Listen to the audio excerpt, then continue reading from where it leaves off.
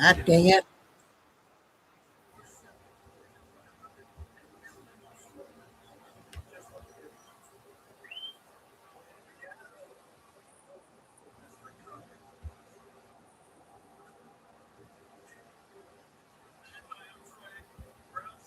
Say, everybody, hi.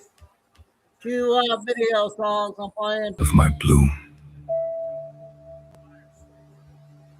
I've buried names I've outgrown.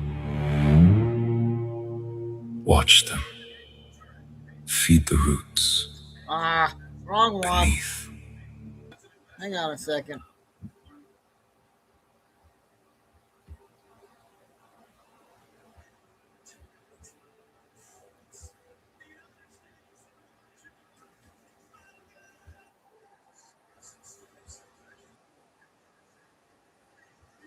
Here we go.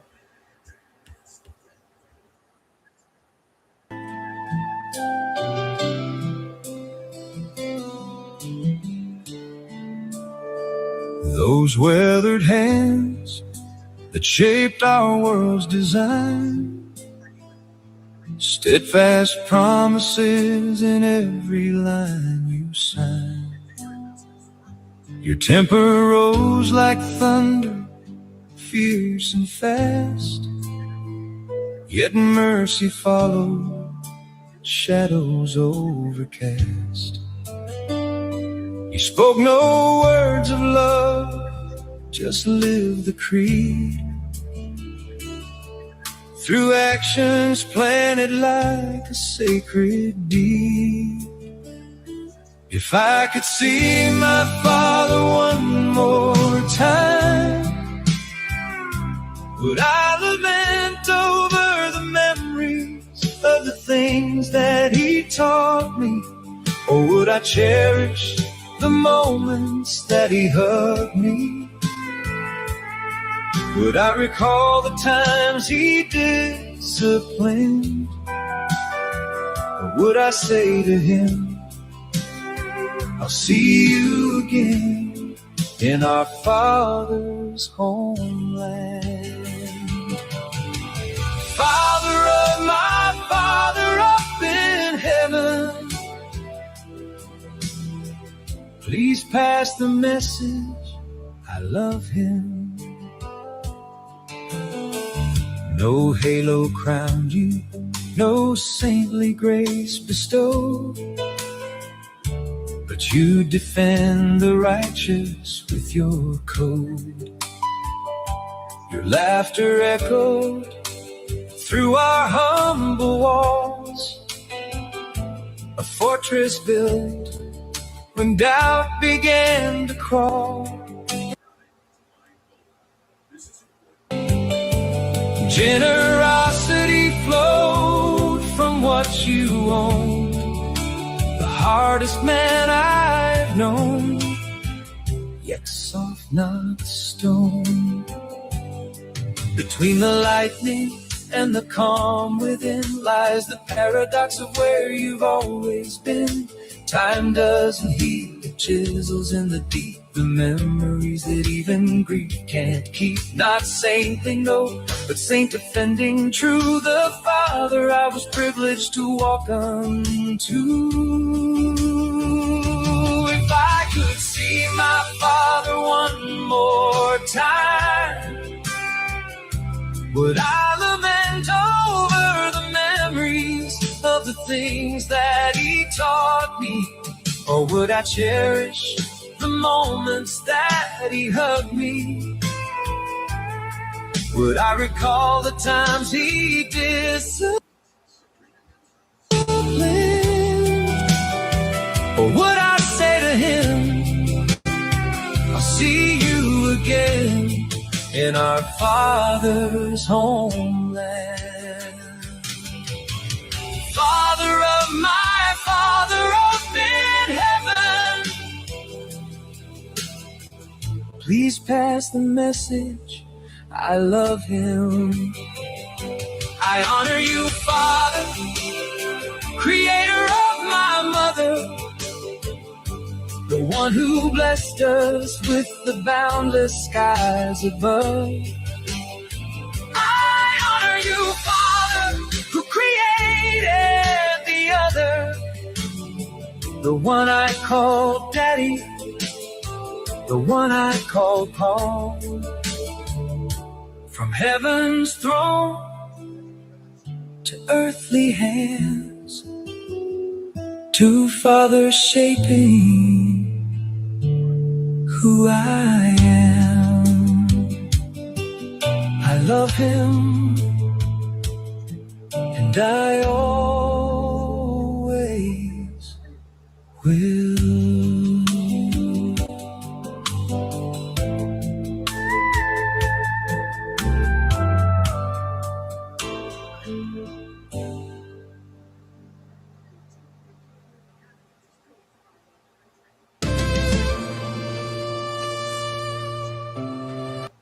All right, I hope that was okay for everybody. Something different to open the show with.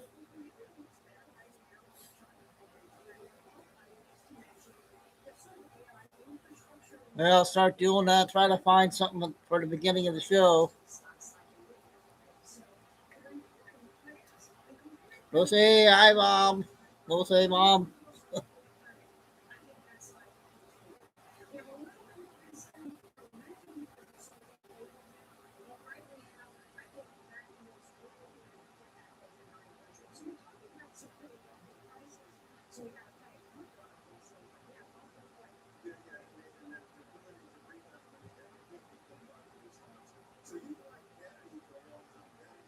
So I think 3 to 7 might be a better time.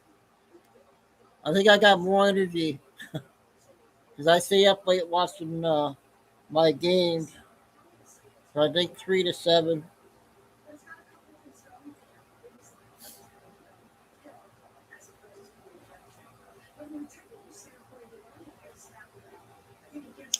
All right. Well, where's everybody at? Got 10 on the count. Only Lucy in chat.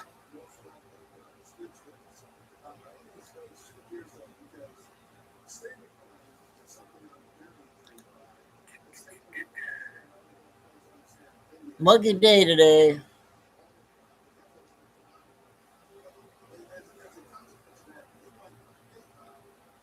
Carol.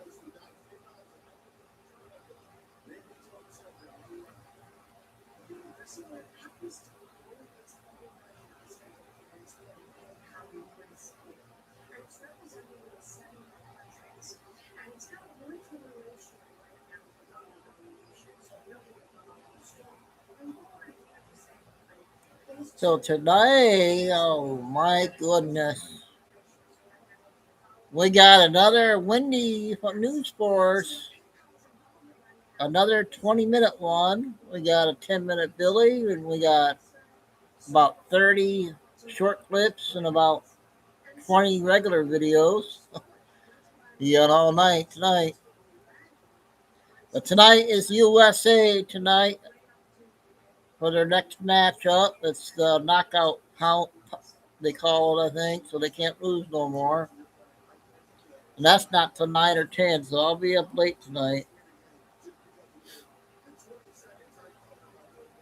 Empire, Texas, welcome.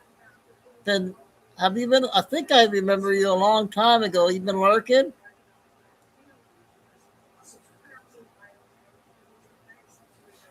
I think I remember you. But yeah, this is going to probably be my new time, 3 to 7, I think.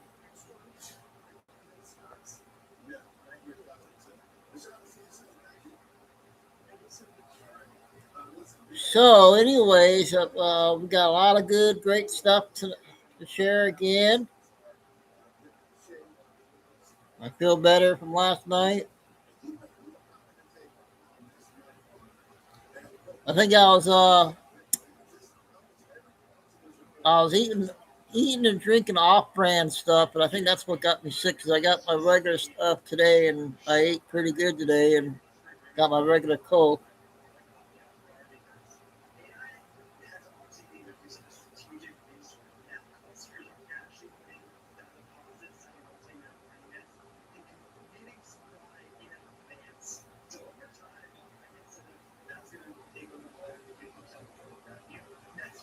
I think Empire, Texas has been with us for a while. Has Lucy? I think.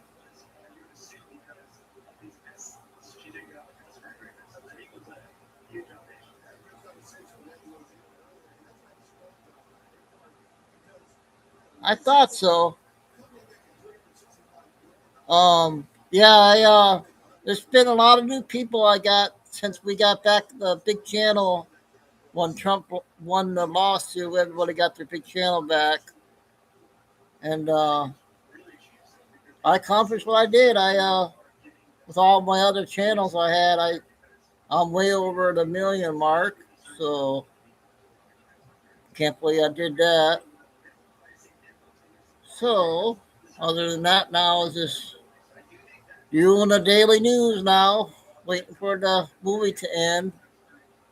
Hopefully, it'll be ending soon.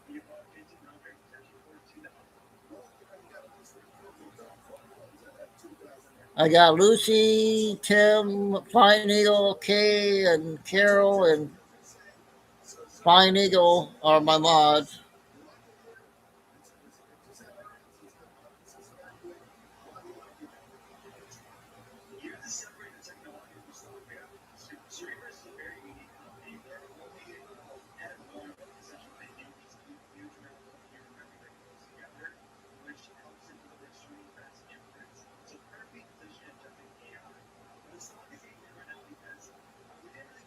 Lucy, did you get that stuff I sent you on Fetterman and Fire last night?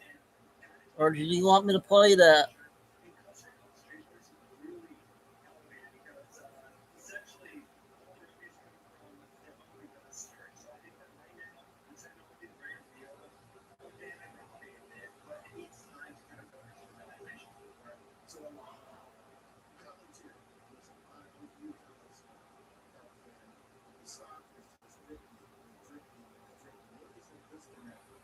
Hey, Spots, this will be my new time, 3 to 7. Now, everybody.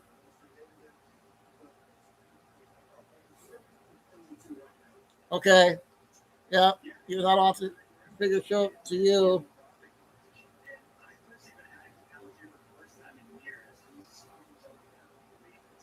Well, I guess everybody's going to get a detention here shortly. They only got 1 minute. Lucy will be writing out the detention slips to the mods.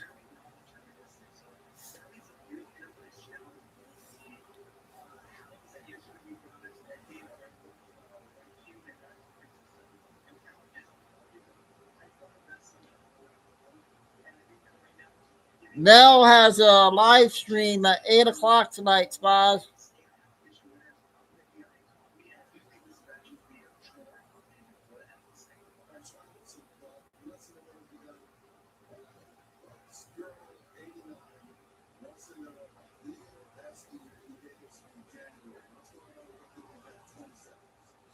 All right, well, let's go time.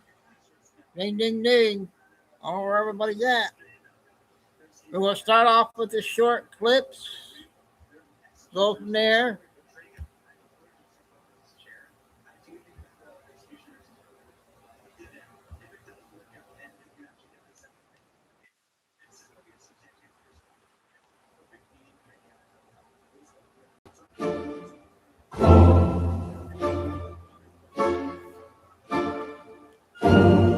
Anybody know about this?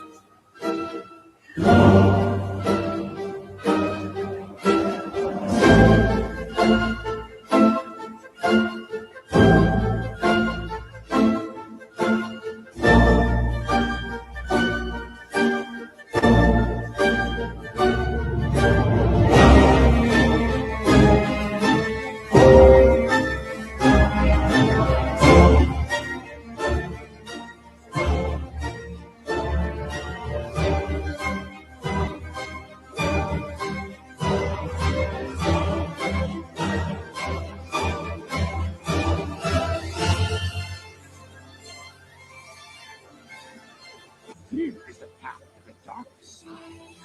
Fear leads to anger. Anger leads to hate. Hate leads to suffering.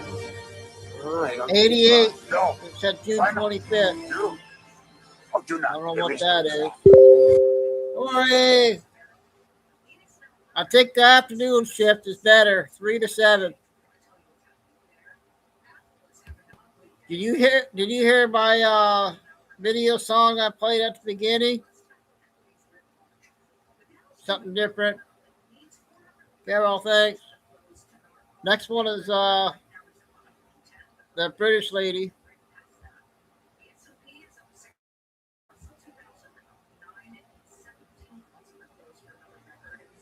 Then I got a 5-minute one that just came out.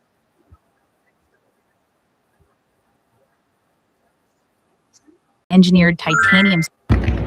Breaking news here in batshit bonkers Britain, where first up, Andy Burnham, the messiah without a mandate, is still on track to become Prime Minister of this ungovernable island. But it turns out he may have given his wife an alleged £5 million bung for an electric vehicle contract.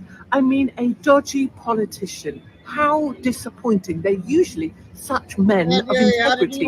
In other news, newly elected SNP MP, so Scottish National Party MP, Laura Bird. Do have a little look at her real name, why don't you? She usually speaks with a very plummy middle-class accent, but now she's sort of cosplaying being Scottish and also dressing up as a sort of trailer trash Scot. No one knows what this is all about. Either which way, she didn't want to do her oath to the king, and because she's such a grown-up girly now, she crossed her fingers and hoped to die. We look forward to her next policy announcement. Maybe it'll be pinch, punch, policy announcement of the month. And finally, Sadiq Khan, who's just been slagged off by Trumpy Trump, looks very unwell. I mean, usually he's a very curious sort of colour, like a little greenish tinge, but now he's very green indeed, and increasingly thin and very worn looking. He looks like he might be very, very sick, and I really hope that isn't the case, because that would be very, very sad indeed. That's it, my darlings. Batshit bonkers Britain. See you later, Lester. That was a short one. It was only a minute. Next one's 5. Just came out.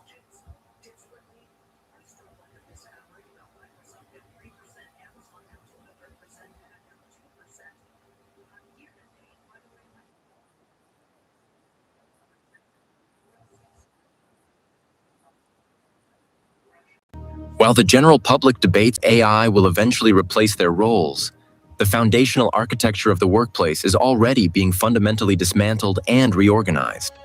To understand where we are going by 2031, we must look beyond the novelty of chatbots and confront the structural evolution of the professional landscape. In the next 5 minutes, we aren't talking about better chatbots. We are talking about the final collapse of the traditional employment model as we know it. While most people are still arguing over whether AI will take their job, the infrastructure for a completely different kind of economy is already being paved. In 5 years, the traditional concept of a job description will be largely obsolete.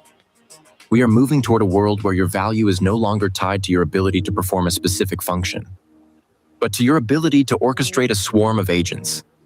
Imagine a system where 90% of the daily work, the logistics, the drafting, the data synthesis, and the complex scheduling is handled by autonomous systems that operate continuously without fatigue or error.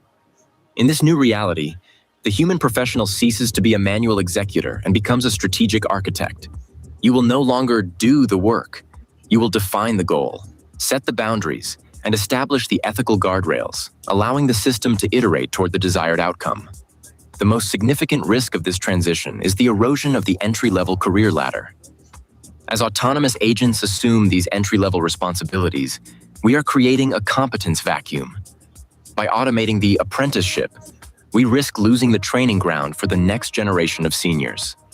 By 2031, the professional challenge will not be a lack of intelligence, but a shortage of humans with the deep, in-the-trenches experience necessary to manage, audit, and troubleshoot the automated systems they oversee.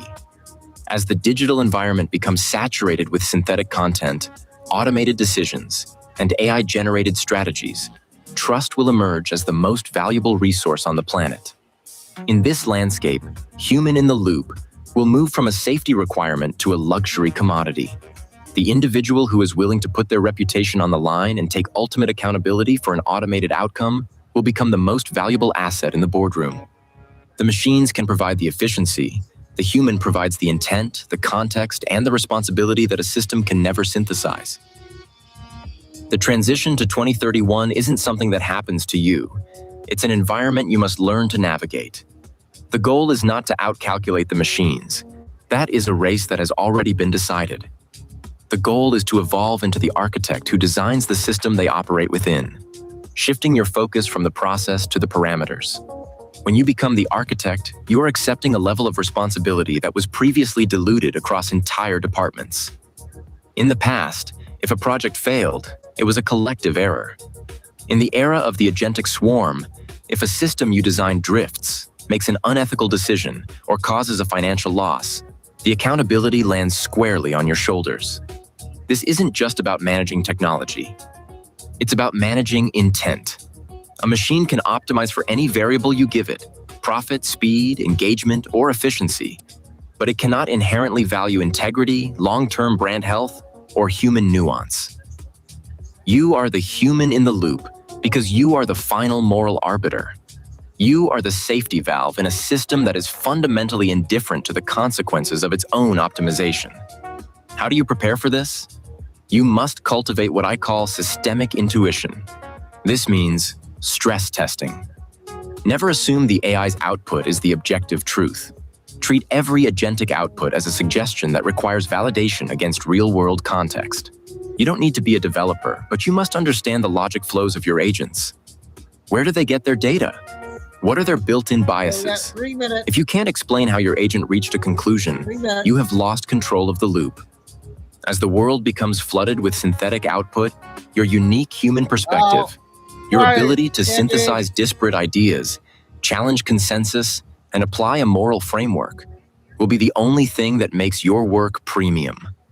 I have a question. All right, sorry about that one. I wasn't sure about that one.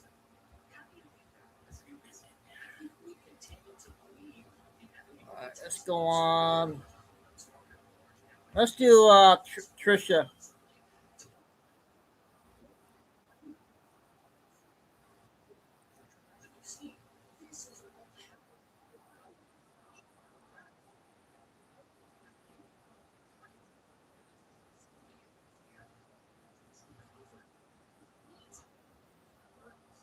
Yeah, this is 13. Oh yeah, yep.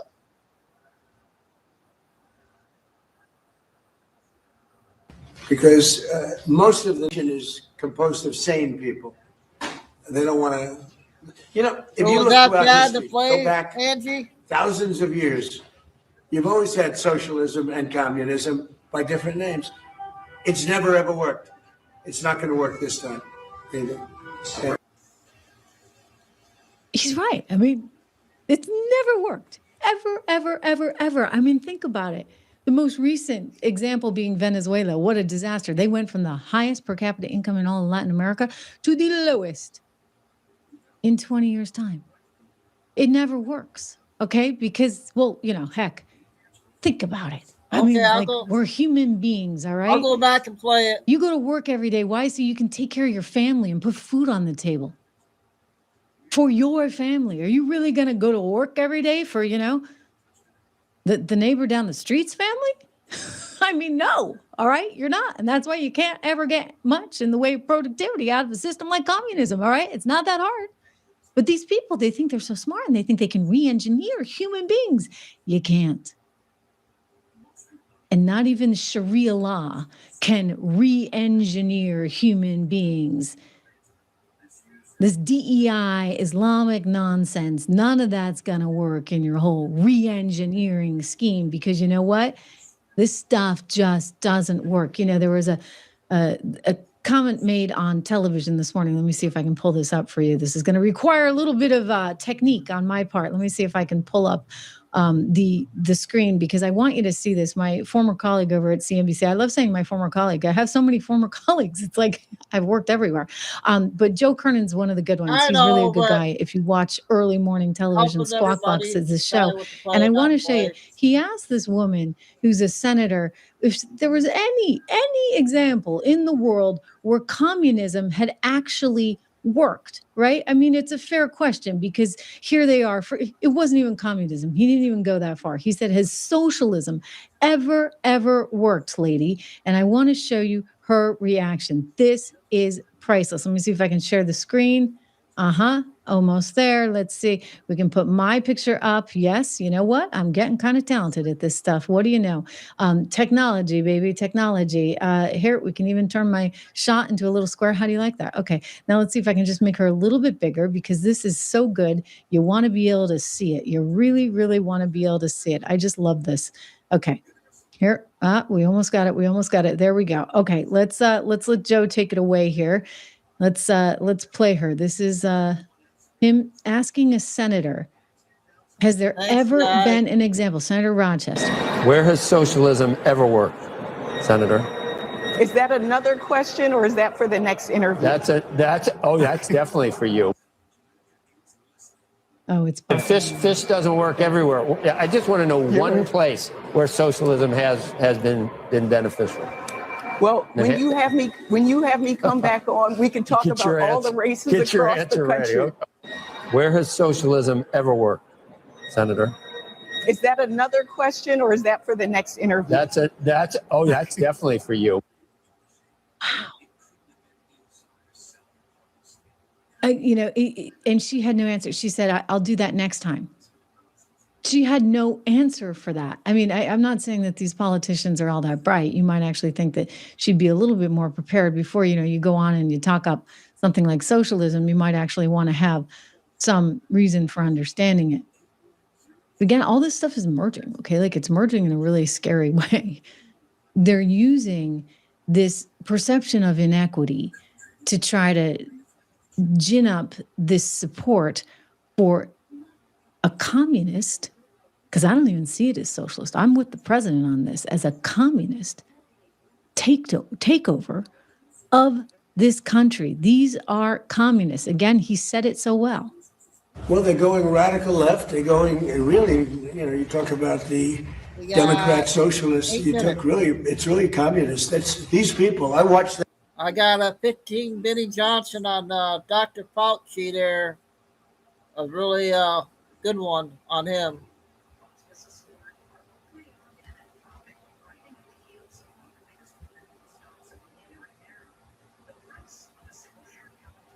That woman last night. That's not a socialist. I know socialists. That woman is a communist. And what they don't say is that I was 16-0 last night. But, there's a point that he's making that's well worth considering as well. The good news is, and I saw one of your comments there, I think it was the last Boy Scout saying there in the live chat, the good news is it was New York City. And the last Boy Scout was sort of saying it's New York City, who cares? Like they deserve it, right? They're the idiots that elected this guy. Everybody's going to Miami. I mean, the real estate prices are probably like, whoo, they look like the real estate agents. I saw a meme today. They're like just counting their cash, right? Because they're like, the phones are ringing off the hook. Everybody wants to leave New York City and go to Miami. Just don't make it liberal, okay? Because it's got a good thing going on and they don't need you guys messing it up. But I'm just going to say, yeah, New York City voted for this. And when I see what's going on with these people winning, yeah. New York City voted for this, so they deserve this. But look at the nice people out in Minnesota. Did they vote for this too? They voted for bringing in all those migrants from Somalia. Migrants that don't see eye to eye. Migrants like... CARE was founded after 9/11 because they recognized that some people did something and that all of us were starting to lose access to our civil liberties. So I think the people of Minnesota are pretty smart. I actually have a lot of respect and admiration for them. So I look at the mistakes they've made and I see how quickly this can happen. I think the people of the UK are not dumb. I mean, maybe they've had various points in their trajectory where they've been rather naive, but they've allowed a situation to get so out of hand where they now have all this extremism taking over. The people of Sweden, same mistake there. So Europe has confronted this head on. The state of Minnesota has confronted this head on. And I now think that New York City is confronting this head on. And I think that some of us need to be a little bit smarter about where this is all heading. Listen to Brendan Gill. This is the representative from Texas. He's actually the son-in-law of my friend Dinesh D'Souza. Brilliant guy. Brilliant.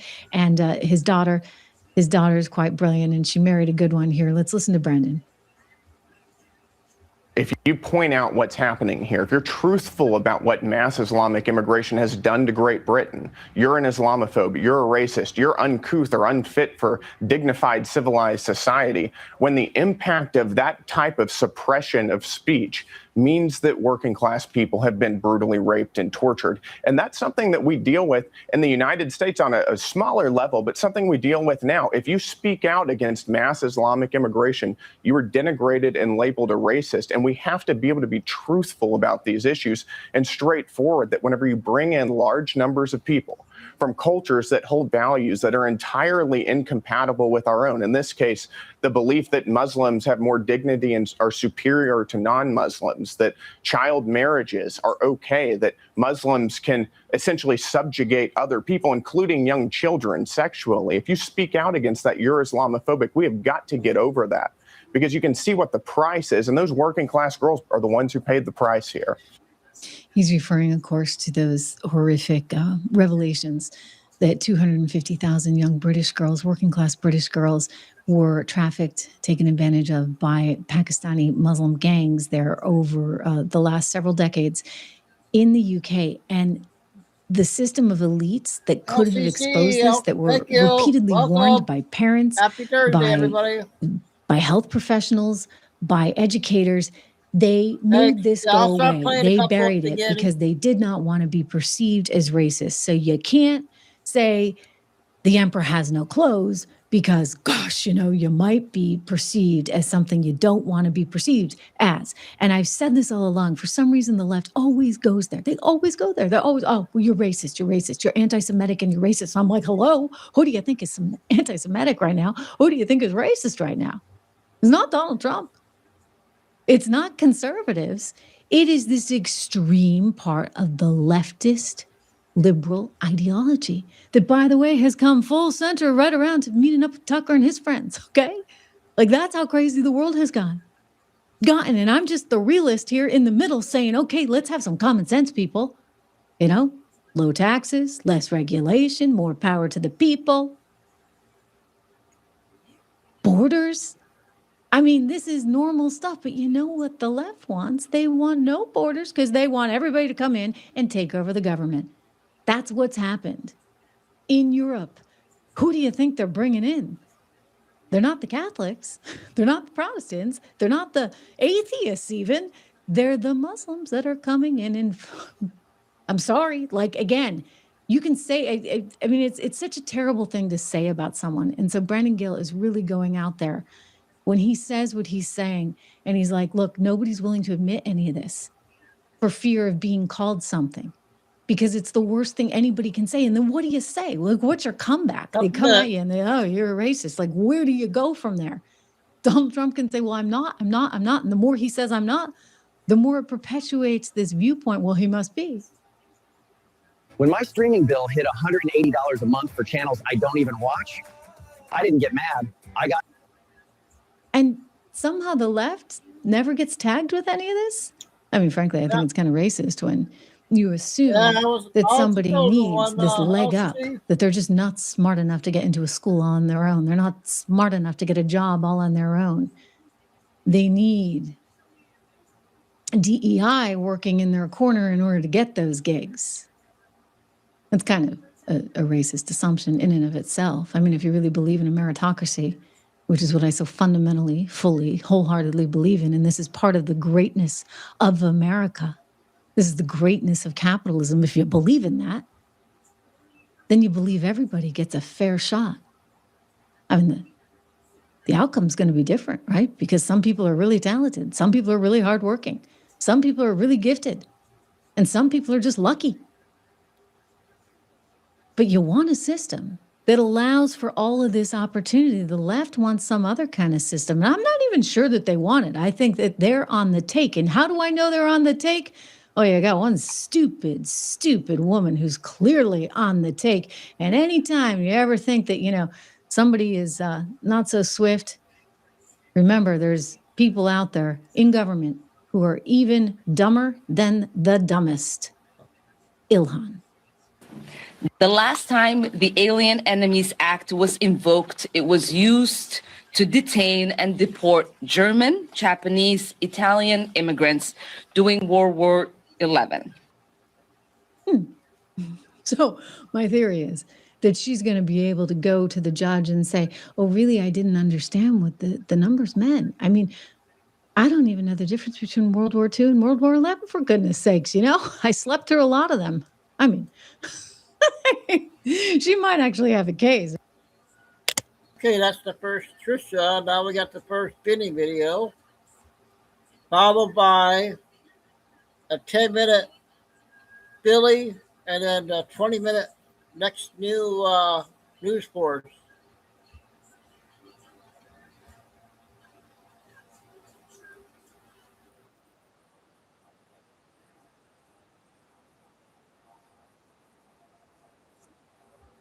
Hitler, Mao Zedong, Pol Pot. 14.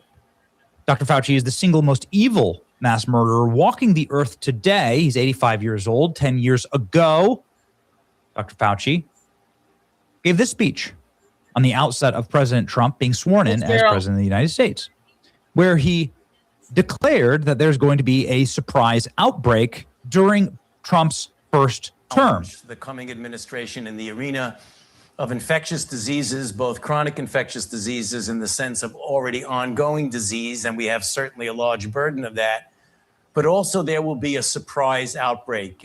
No, Dr. Fauci has worked for every president since Gerald Ford in the early 70s. And so he's never, and he's had the same job, so he's never declared there's going to be a surprise outbreak. We checked the transcripts. We checked all of the available records to us.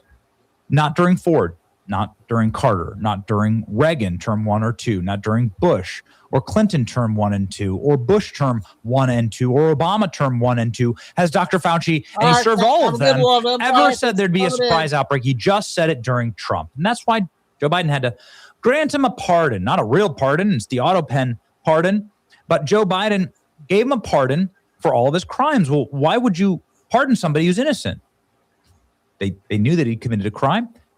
Dr. Fauci did commit a crime. Dr. Fauci created the COVID virus using Patriot Act funds with his bioweapons programming that he got through the CIA. We know that because Tulsi Gabbard revealed all of it to us. Final day as director of national intelligence, she lobbed a heater at Dr. Fauci, saying that, he directed illegally U.S. taxpayer dollars to fund gain-of-function research in the Wuhan lab. And it created the lab leak, and he knew that, and then he lied to Congress about it. And because he lied to Congress about it just a year or two ago, you could charge him, and we should charge him. Ladies and gentlemen, you know that she's over the target because all of the same, like PBS, NPR, CNN, they're all going out saying, no, the COVID-19 documents Gabbard released don't prove her claims about Fauci. Would prove it, charging him, dragging him in to testify. And now we're finally doing it. Dr. Fauci is subpoenaed after refusing to testify on COVID origins. Fauci has been subpoenaed by Rand Paul, who has been the greatest thorn in the paw of Dr. Fauci. There is the actual subpoena. And you have to now show up and testify. If he doesn't testify, then he goes to prison, right? Isn't that what we learned with Peter Navarro, Steve Bannon? Last week, Anthony Fauci notified us that he will not voluntarily testify between the Homeland Security and Government Affairs Committee, even though he had previously agreed to do so. Therefore, we have issued a subpoena to him directly to testify. It's time for the American people to get answers. Anthony Fauci, my job is to ensure that happens. Oh, my. So this is going to be a subpoena. He has to appear in Congress at the end of July. So very quickly, don't forget the popcorn. My goodness.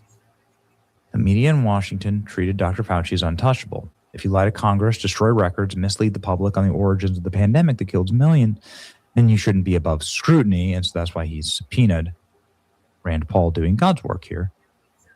Here we go. Fauci. I knew that he was making several contiguous lies to begin with, but he also, from the very beginning, was destroying records, sending letters and notes to the head of NIH saying, read this and destroy this. It sounds more like a CIA talking to each other, not the executive branch. That's against the law. That's a felony. They've already rounded up. They've already wrapped up one of Dr. Fauci's little lieutenants and charged him for destroying documents. And so now it looks like they are on their way to doing the exact same thing with Dr. Fauci. And you got to be able to test the veracity of these pardons. It'd be such a fun practice for everybody to go through. This is even more proof that Fauci lied to me when he said the NIH has not and does never fund gain of function.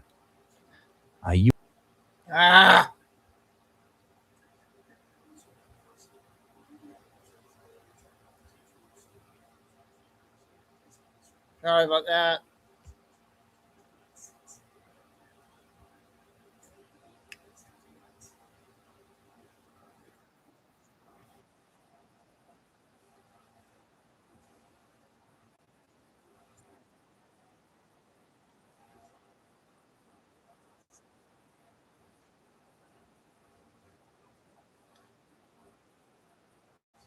Yeah, I think we're right about here.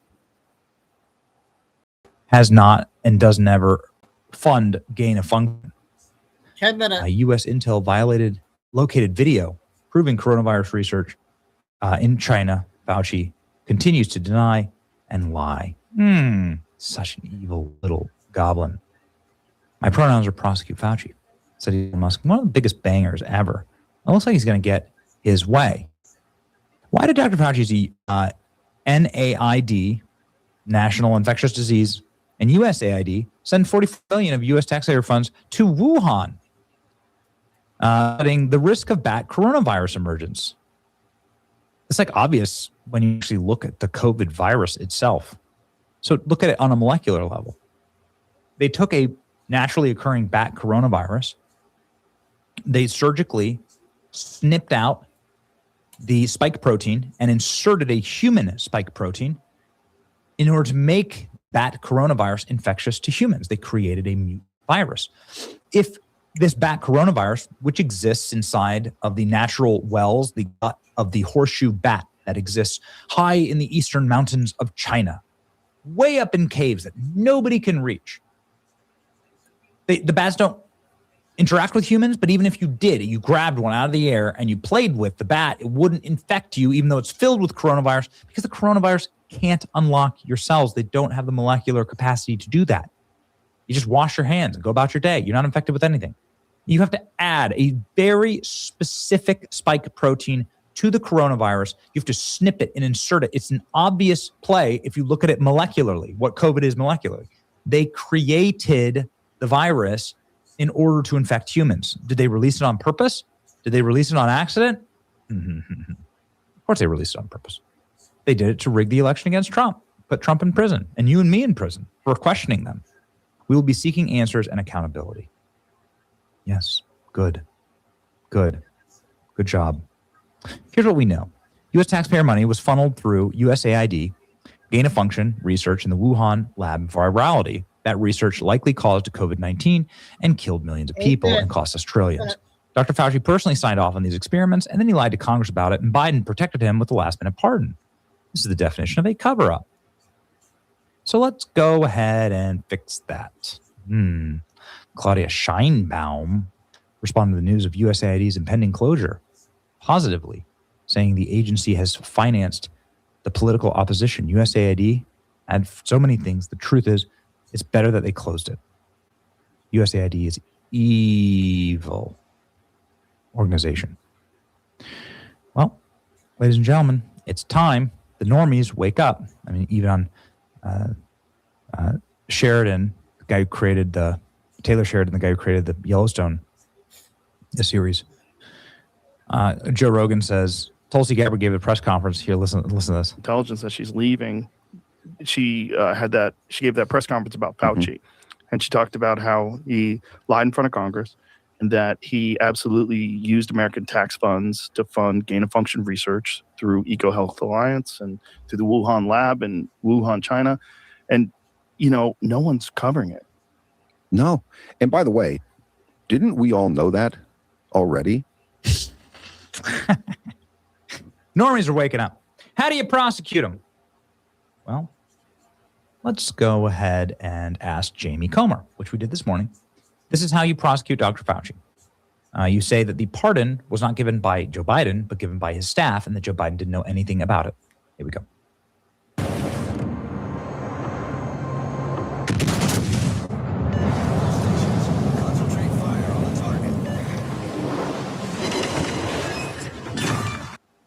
Okay, so you've seen some you've had some major frustrations with the DOJ and with criminal referrals, and you said that finally that logjam is getting loosed a little bit, and you're really happy about that. What about Dr. Fauci? A lot of news about Fauci. Boy, what a heater that was thrown his direction from Tulsi Gabbard. He's been a thorn in your paw. He's now been subpoenaed by Rand Paul. What's going to happen there? Well, I think Rand's going to get him in and ask him questions about the information that Tulsi released, because he lied to the House Oversight Committee. We had a select committee, a COVID select committee that was led by Dr. Brad Winstrup from Ohio. He's a retired member now. But we did a criminal referral because he lied to Congress. He lied about destroying emails. He lied about telling employees not to put things in email so he could withhold transparency from the American public at a time when we should have had optimal transparency. Yeah. So, Rand has always been focused on the, whether or not we were funding gain of function research. He would say in committee hearings, well, it wasn't gain of function research, it was something else. And I think with what Tulsi released, there's more than enough evidence to prove that Dr. Fauci lied about that. So hopefully there'll be another criminal referral in addition to ours in the House from the Senate with respect to Dr. Fauci. And surely to goodness, this new and improved Department of Justice will do the right thing. No one has ever been held accountable for COVID. I mean, you just look at public education. Whether you like public education or not, we suffered because of the requirements by Dr. Fauci and recommendations by Dr. Fauci that kids shouldn't go to school, even though there was never evidence young people were dying of COVID or suffering any health consequences from COVID. So our kids went, and they're behind today. Doesn't matter if they're a senior or if they're, in seventh grade, they missed a whole year of public education. And then, you saw what it did to our national debt with the ridiculous reaction by Congress, and that's a lot of Republicans' fault, on PPP loan programs and stimulus by the Democrats. And that just ran our debt up even more, all because of one man who never was truthful about the fact that COVID started in a lab that he was funding in China on a mad science project. What is the route? And you're the best in the business at this. You've been there with Hunter Biden. What is the route to actually prosecute? Are we just going to test the legal theories in court over this pardon? Well, look, we brought in all the people in the Biden administration that had anything to do with the pardon process. Yes. And I know a lot of people get caught up over the auto pen. Don't even worry about the auto pen. Don't even worry, Benny, that they used the auto pen to sign it, because I don't know that that's a winning case in court. What's a winning case in court is the fact that we brought all these people in, the chiefs of staff for Jill Biden, the chiefs of staff for Joe Biden, all the administrative assistants. No one ever could testify under oath that Joe Biden had a conversation with them about pardoning anybody. We subpoenaed all the emails. We subpoenaed the daily calendar of Joe Biden. There was never a meeting about pardon. There was never any discussion. And the president has the authority to pardon. And there's no limits on that authority, which I think there should be. I think a lot of presidents have abused the pardon process. I'm not happy with a few of the Trump pardons. But at the end of the day, the president has the constitutional authority to do that. Now, whether or not you can use the auto pen, I don't even Another want to get good into that one from discussion. Benny. But we've done all the hours and hours of depositions to prove Joe Biden, as president of the United States, did not authorize those pardons. And that should be enough evidence in court to sustain an executive order by President Trump to declare all those pardons null and void. And that would be how you'd begin prosecutions against a number. If he did it by executive order, somebody's going to file a suit. Somebody's going to file a suit saying, no, that's not constitutional because the president has authority to do it. And Joe Biden did it. But there's no evidence he did it. His staff did it. The Constitution does not say the chief of staff for the first lady can pardon people. It does not say the first lady can pardon people. It doesn't say Hunter Biden can pardon people or Ron Klain or anyone else on Joe Biden's staff. They don't have the authority to pardon people. Only the president. And there's no evidence that Joe Biden ever authorized a single pardon. Forget about the auto pen. The evidence is he was never the one to say, yes, I've reviewed the documentation, I've looked at the evidence, and this person deserves a pardon. Okay, the first Benny video. Now a 10-minute first Billy Bean video.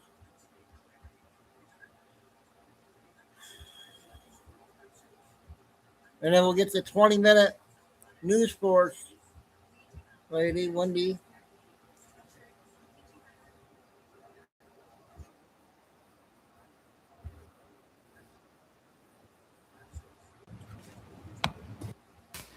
Welcome to Truth by Billy Bean, a flash update. Today's date, June 25, 2026, time in Texas, about 9 a.m.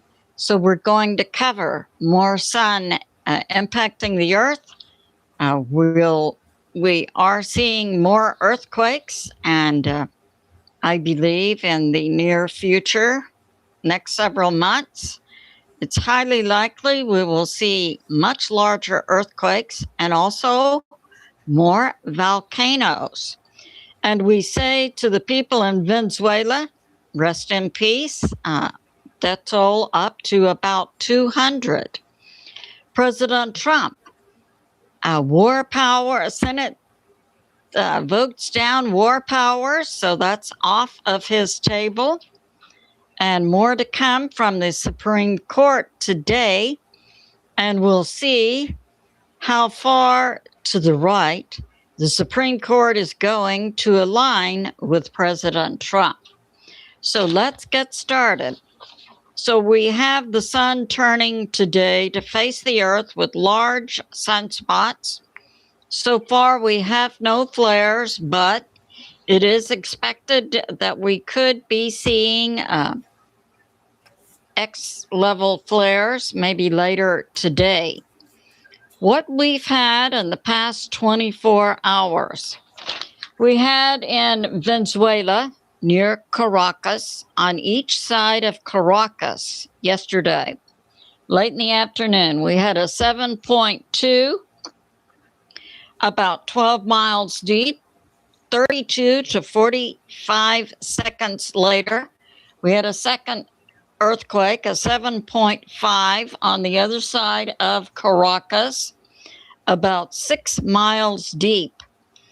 And what we're seeing is, so we had earthquakes, 7.2, 7.5 on each side of Caracas. We're seeing hundreds of buildings collapsing, including 10 to 12-story apartment buildings. We're seeing a death toll up to about 200 today. We're seeing 1,000 missing, and speculation is that the death toll could go as high as 100,000. So it's good to be in prayer for the people of Venezuela. Now, these 7 earthquakes on each side of Caracas are not on the Ring of Fire. But within minutes, we saw 3 additional earthquakes occur that are on the Ring of Fire. So we saw a 5.6, about 4 miles deep, impacting Redwood, California. We saw a 6.9 near Japan, about 30 miles deep, occurring. And just a few days ago, we had a 6.9 in Kamchatka, Russia, also on the Ring of Fire. Now, BP Earthwatch put out last night that he believed these earthquakes we saw yesterday, the two in Venezuela, the one in California and the one in Japan, was due to extreme solar wind, which YouTube Space Weather says was 2 times the speed of solar wind we normally see, impacting the Earth. Now, Space Weather YouTube aligns the ongoing pole shift with this increase in earthquakes. Dutch Sense said what we saw yesterday, the 4 earthquakes, 2 in Venezuela, 1 in California, and 1 in Japan, was something anti-pole occurrence of earthquakes. In other words, we had earthquakes on this side of the Pacific, and then we saw across the Pacific the earthquake in Japan. So on this side, we saw 2 in Venezuela, 1 in California. Across the ocean, we saw 1 in Japan. BP Earthwatch believes that additional solar wind impacting the Earth, we know, is bringing in more radiation from the sun. And I agree with both Ben Davidson on Space Weather YouTube and also with BP Earthwatch that we're going to see stronger impacts on the Earth, bringing us more earthquakes and volcanoes, because the Earth's electromagnetic shield is dramatically now dropping. So we have the sun from the core, we have our electromagnetic shield. Now, we've known for decades about the decreased electromagnetic shield over South America called the South Atlantic Anomaly. In other words, there's like a hole in the shield impacting South America. But in the past year or so, we have seen this hole split and spread, now going out to impact Europe, also going out to impact America. Hey. So that's going on with these earthquakes. Do you want to know how you personally can help protect the integrity of our elections? Americans are right to be concerned about the integrity of our electoral process. So we can expect, with our decreased shield, more sun activity, more earthquakes and volcanoes. And we have this, yes, so Space Weather on YouTube also ties it to the pole shift that's ongoing right now. And we'll see also more impact on our satellites. We saw that NASA satellite recently coming down, supposed to be up to 2034, and now it's down.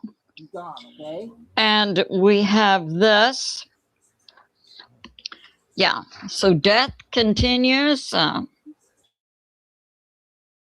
What we're seeing in Venezuela, I believe, is just a foretaste of what we could see coming in the near future. And we have this. Stop it. We had also a tie to this unusual earthquake activity. New York Prepper puts out that China yesterday also launched some strange another dog object out in there. space that so far is unidentified. And we had President Trump today. We had the Senate late last night voting to reverse their stance on the War Powers Act. Yesterday, they voted to try and tap down President Trump's authority as commander-in-chief. Late last night, they reversed that vote. President Trump absolutely has no say-so now from the Congress, from Senate, interjecting themselves into his war powers authority as commander-in-chief, which they didn't have yesterday. They simply have reversed their vote, aligning themselves with President Trump, and they're going on 19 days of vacation. And now, also today, we're awaiting a significant Supreme Court decision to see whether the Supreme Court also aligns with President Trump regarding birthright citizenship. So that's going on. This concludes my flash, and it's good to be in prayer for the people of Venezuela. I love you, and I'll see you soon. Settle down. It's only a dog. It's only a dog. Sound too low? Here's how to fix it. Open SoundMax. Instant volume boost up to 600%. Boom. Watch how the volume jumps. It's quick add to Chrome and super easy to use. Just one click and your sound gets loud. SoundMax. Fix low volume. Boost it up to 600%. Another big one. Jose. Oh my goodness, you're terrible today. No, hey. Stop it. Settle down.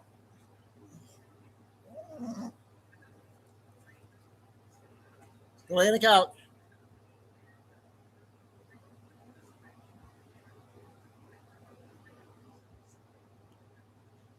Ow.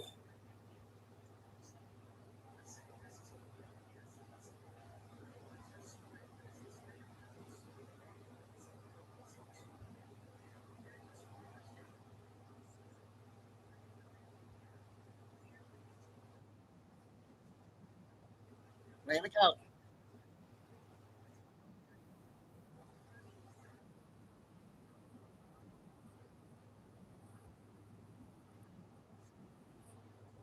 Blowing up some dumbs down under. We are going to town today. Looks like the military is really speaking volumes at how far we've come with the deep state down under. And guys, we have a surprise.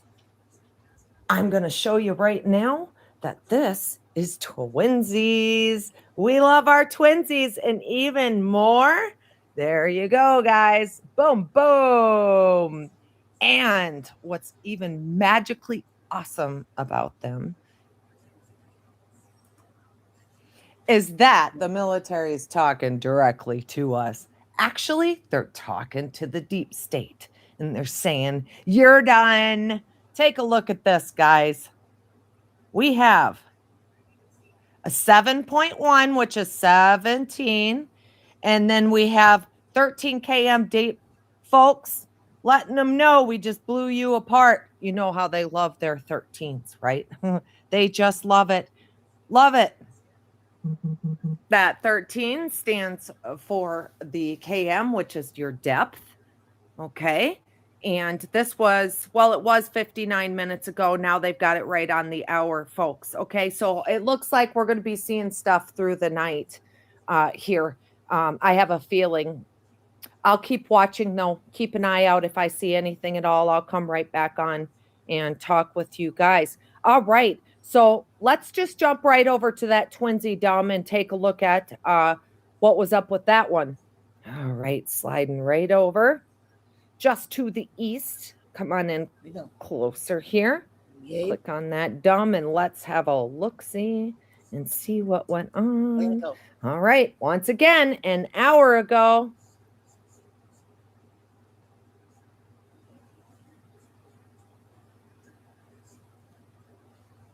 And that was a 7.5, which is 12, which is equal to a 3. Okay. And then take a look, guys. 10 km right next door. Wham! Just a slammer jammer right in there. Nails it. Whatever we had going on there, folks in Venezuela, okay, it's gone. It's gone, never to be seen again. Let's go over to the maps right now and take a look, guys. All right, let's clear our maps here. Back out. Let's go to this west one first. All right.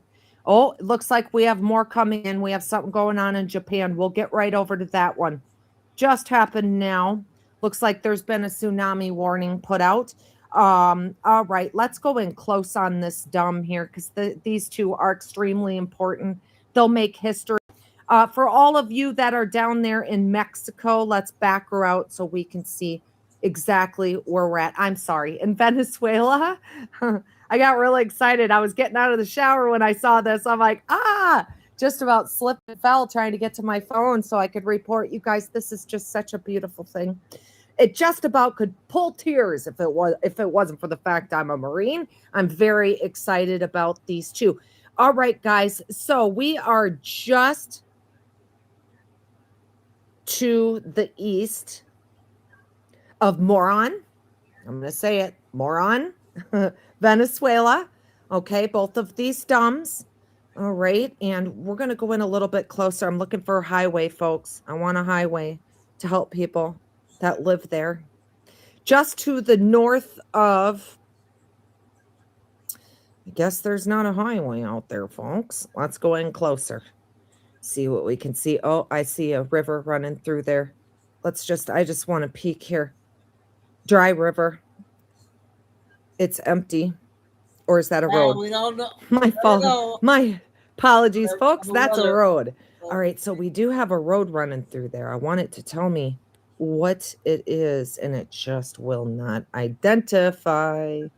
It looks like it goes up into Urama, straight up in there, and then cuts over and heads east. All right, guys, let's come on out and go back over to this one. So this one is to the south of El Ciengo. Okay, here's El Ciengo, that first dumb blast that went off. Let's just look at what's around it. What do we have here? I just want to take a peek. Oh, no, that is a town. El Goyabo. Sounds like Goyam, huh? So we're really excited about that dumb going off. Huh? All right, let's go in real close. No reports of shaking yet, folks. I don't see them. It's just too early. I got on it. Oh, sure. Take a look at that, guys. I mean, how obvious is that? Look at that water. That's tucked right up next to that dumb for transport and stuff like that. And it looks like here we have some cow pastures and cow barns. Just taking a look here to the north. There's another little pond. All right, folks, let's head over east and take a look at where this one's at because I have a few more things to show you. Agua Clara and Finca de Felix. I'm not sure what this is. I just want to click on it. It won't let me open it, folks. All right, let's come on in. So you can see the caretakers are in through here. Just looking for churches to pop up, anything like that. And let's go in close and see where that dumb is. All right, again, it's not quite in the Hansel and Gretel, which is what I call the deep, dark, thick forest. What do we have here? Another house. Let me just see if it'll give me a address. It does not. Wow. Unbelievable. Folks, this is huge today. This is leaps and bounds. Guys, we took out that 10 km there. 10 kms are the main tunnels. We just took that puppy down, and that is the main tunnel. So boom, boom. They went off hugely This excites me big time. All right. All right, guys. Insider Papers is reporting, okay, that there is a tsunami warning that's been issued for Venezuela and nearby islands following a powerful 17 magnitude earthquake. And of course, there's not much we could do about tsunamis and stuff when we do this kind of stuff, but I'm pretty sure this one will be okay. We shouldn't have any problems. We're going to see a lot of flooding, but it has to be done. What are you going to do, right? It looks like we also have one that just went off in Japan. Let's run over and take a look quick, guys. Here we go. We have some footage. Here we go. Footage coming out of Venezuela. This is footage coming out of Venezuela, folks. From Captain Island.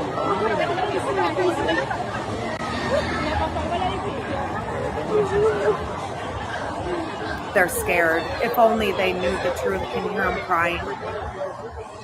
A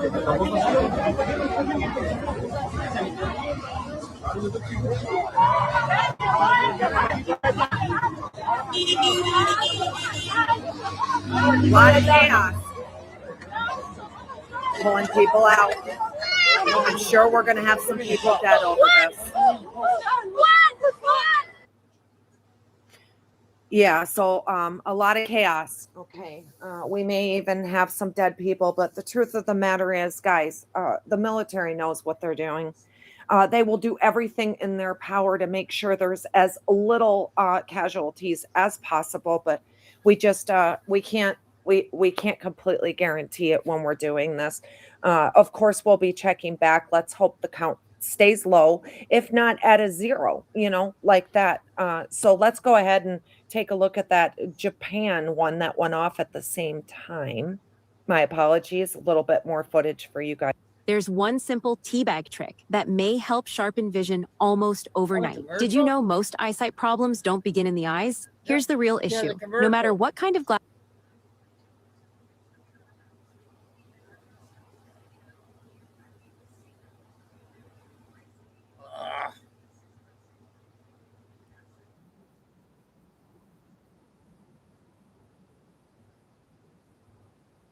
What's going on here?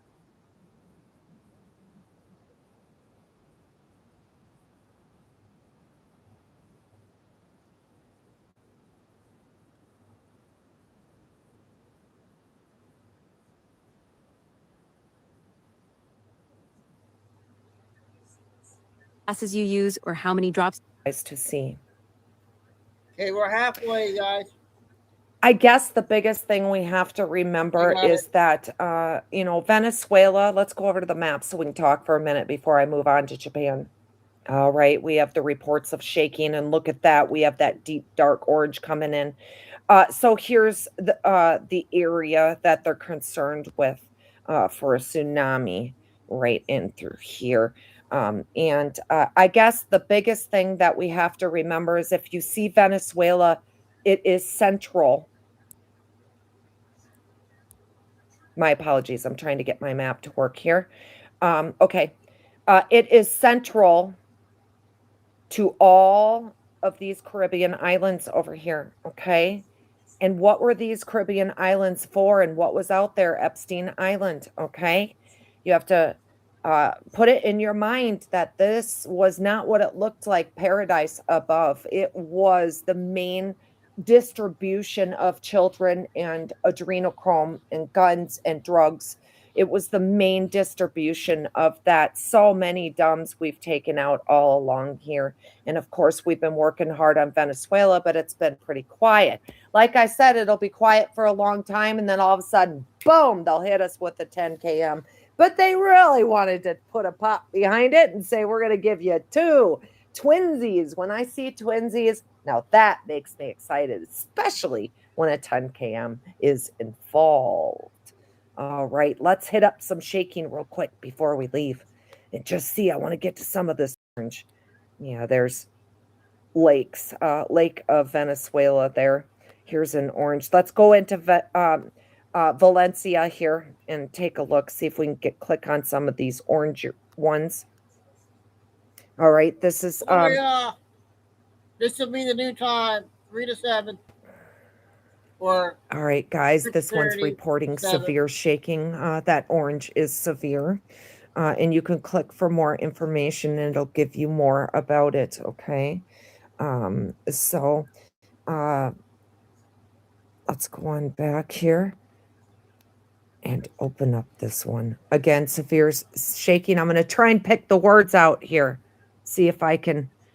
Daños es destruction to my house much. That's what I'm reading there. I do not know Spanglish, but I can pick the words out. So a lot of destruction to his house. I just want to go in close and take a look at his house. I'm going to guess his home is either there or there across the street, guys.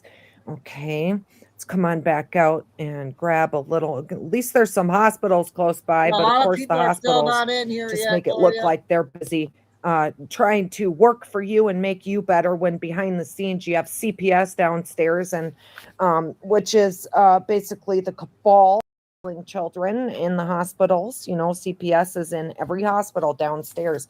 When they're looking for the right kid, if it's yours, it's gone. Okay, folks.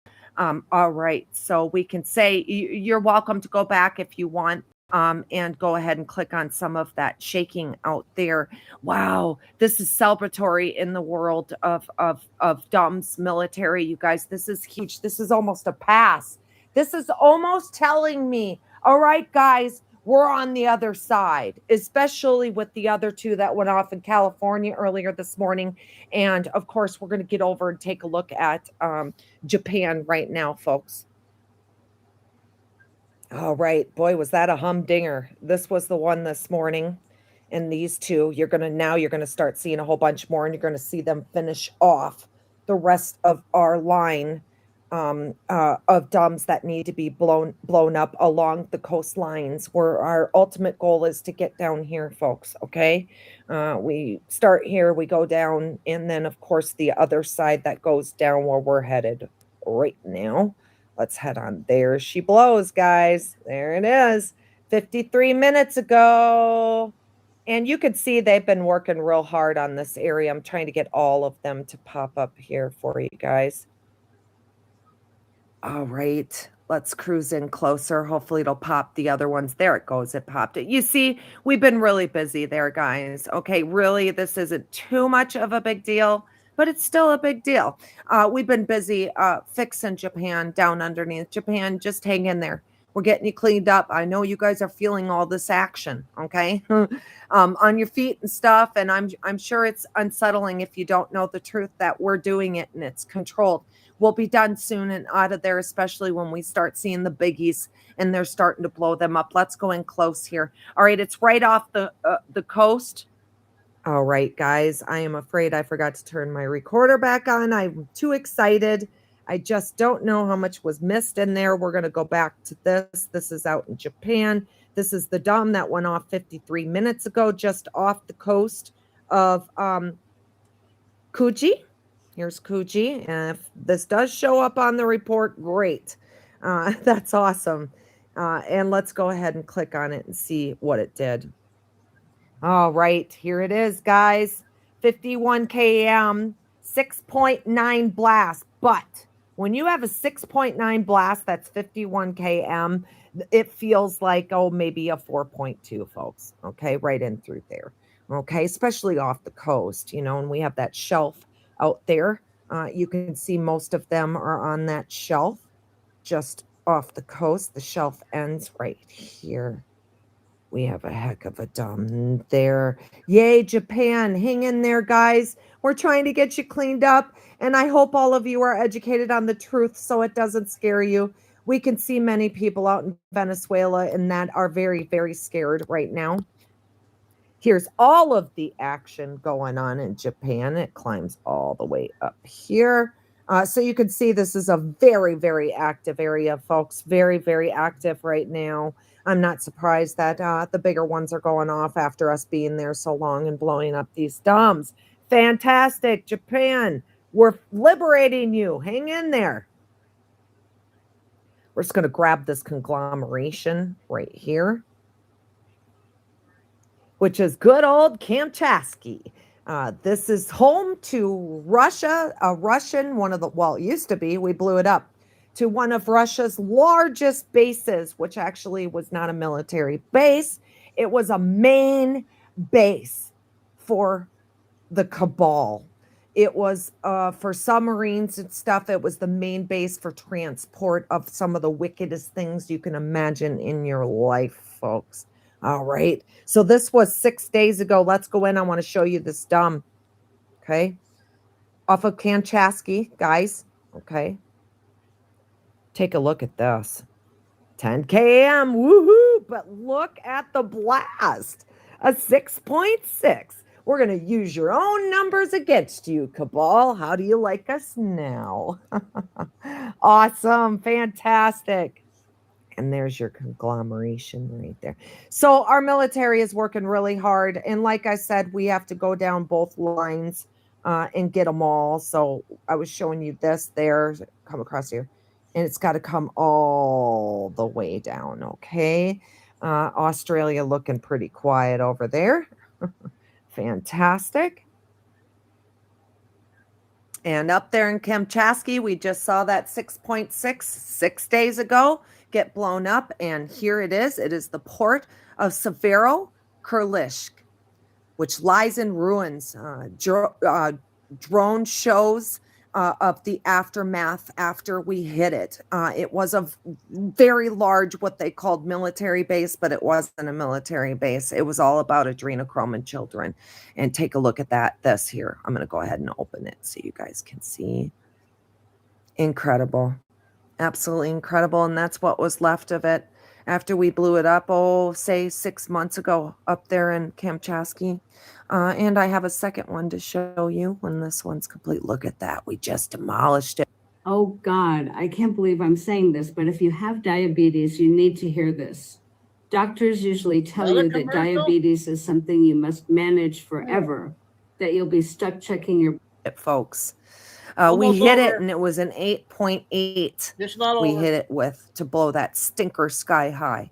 And all the terrible things they tried to say it was military, and it was not. That's not what was going on at all. Let's give this a listen on the way out the door. This was about the 8.8 and 7.7 that blew up the Russian military base. Let me go ahead and hit it. Coming is its location. Petropavlovsk is home to the Rybachi submarine base, the crown jewel of Russia's Pacific nuclear fleet, and the Yelizovo Air Base, a vital hub for the Russian Air Force. Coming is its... And of course, this scientific symbol right here is the reason for all the problems, adrenochrome. And we call it a rabbit because it looks like a rabbit with its scientific chemical makeup. And that's what it looks like. And of course, the whole reason why our military is doing what they're doing right there. Our beautiful kiddos. We're doing it for them. We're doing it for the future. And every time you see one of these dumps gone, okay, there's more peace. The frequency is raising on this planet every time we blow up one of these dumps. 3 to 7 will be my new time. Our kids will suffer no more. Not on our watches. Right, guys? Not on our watches. With that, I'm sure I'll be back tonight. You guys have yourself a good evening. And okay, looks like Wendy is back on News Force, you guys. So that's 2 days in a row we had her. So that's good. I got the next two.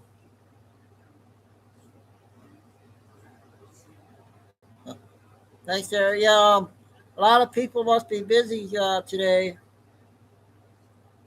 But I got the first Derek Johnson 10-minute one, and I got another 10.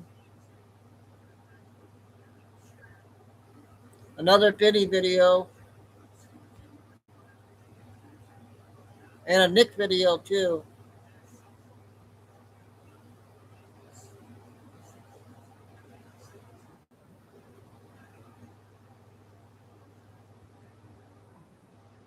I've just been seeing a lot of comments and a lot of messages from different people, so I thought I'd come on here and kind of try to quell some of that just out there, because a lot of you are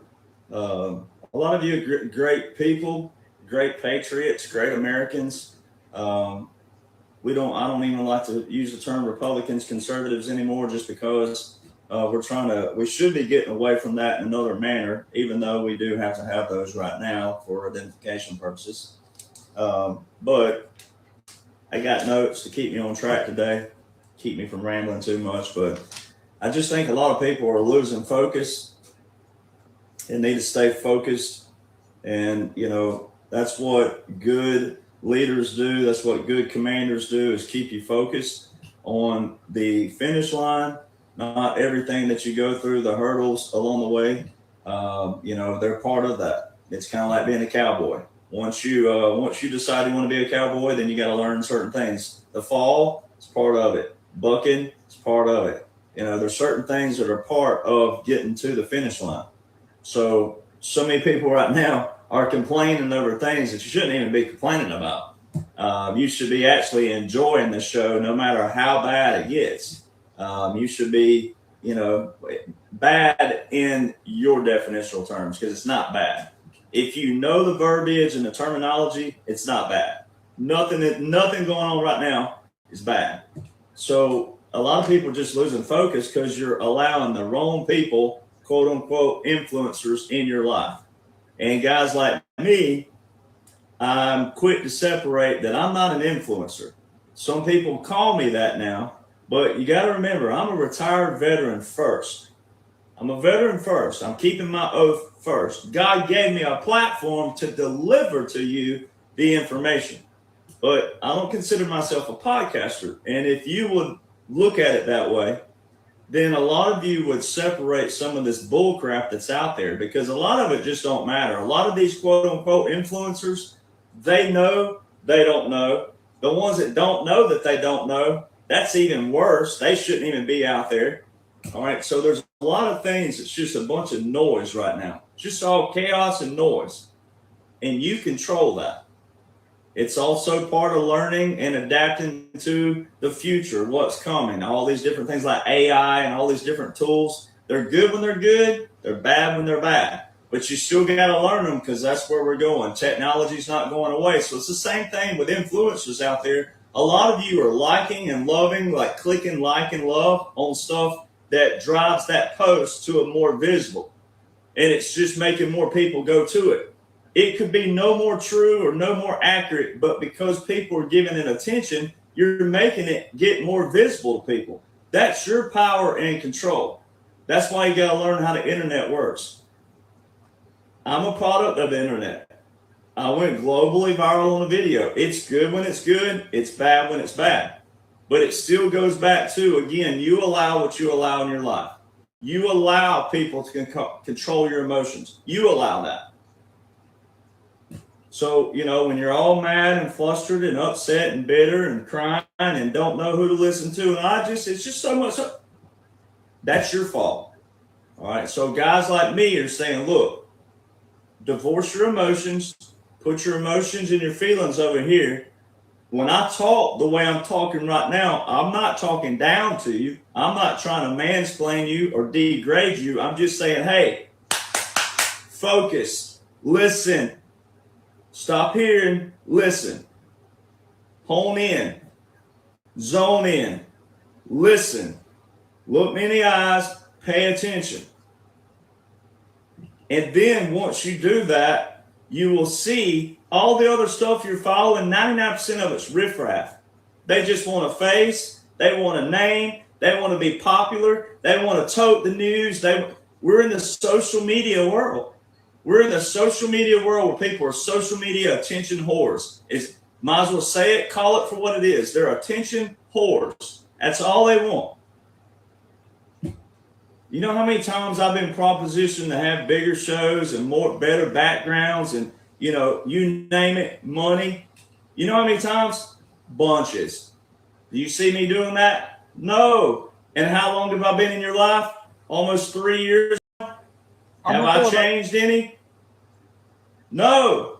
So that's how you know when you can trust people. Now, same thing I tell people all the time. Look, you still don't just jump hook, line, and sinker. You always keep someone like me at an arm's distance if you don't know me. And you judge a tree by the fruit it bears, like the Bible says. That's how you tell a tree. It's by the fruit it bears, the fruits of the Spirit. All right, so if my fruits are always aligned with the Spirit, that's how you walk and talk with me. That's how you walk and talk through life with people. So again, being good from the beginning is how you know. All right. And if you're a good person, that's how you're going to be able to differentiate, because we're in a spiritual warfare and we're in an information warfare right now. Spiritual being the bigger power, but information, the devil takes a lot of information and confuses it, twists it. So that's why you got to be extra careful. And I, like I say, I don't come here to preach, but then again, I do know the Bible a little bit. Says the Bible says the Bible says the devil comes to steal, kill, and destroy. All right, now listen to that phrasing of that. They didn't put that out of line. They didn't put kill before steal. They didn't put destroy before steal and kill. They put steal. You can't. The devil can't destroy something unless you have something. So I've just been seeing a lot of comments. Okay, that was the first one. I got a couple other ones, but I'm going to play credit to Captain Kyle on this one. 5-minute one that Wendy just did. I got two short videos.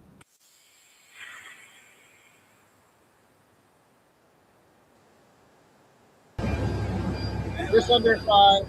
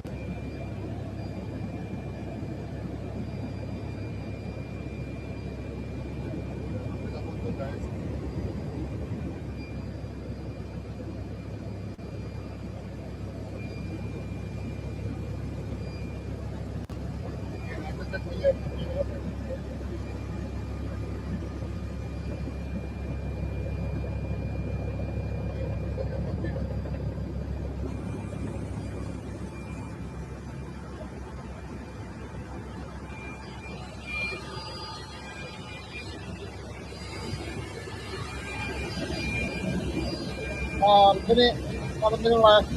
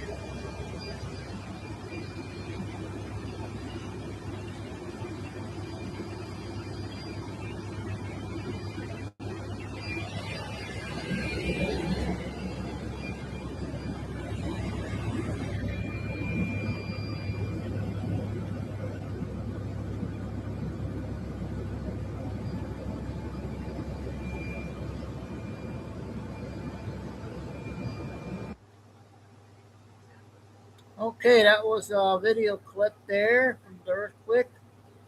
Credit to that compile. I got Nick video, today's Nick video.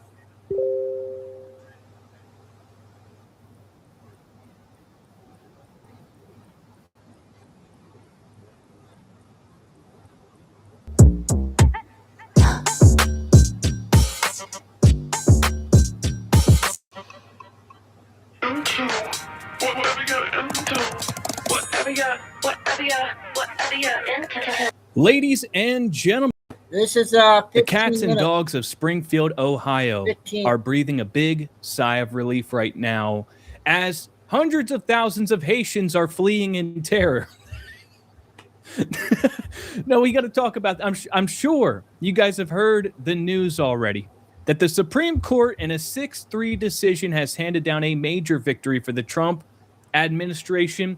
This is something Trump has been trying to accomplish since 2018 in his first term, removing the temporary protected status for hundreds of thousands of Haitians and Syrians who've had temporary protected status for decades, literally decades. And today, the liberals and Haitians and Syrians are learning what the word temporary actually means. So the U.S. Supreme Court today ruled that the Trump admin is allowed to end temporary restricted status, or TPS, for hundreds of thousands of Haitians and Syrians.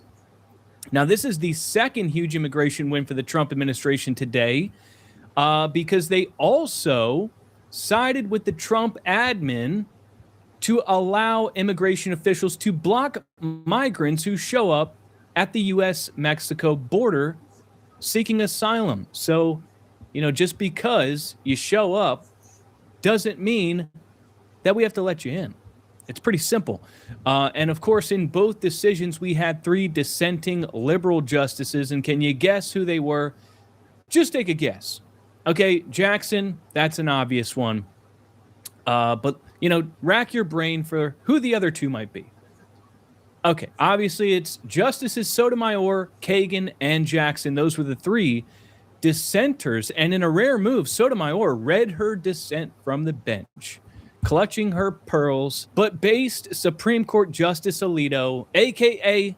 the Vanilla Clarence Thomas, he said, in ordinary speech, no one would say that a person arrives in a place, for example, a house, a city, or a country, before the person enters that place.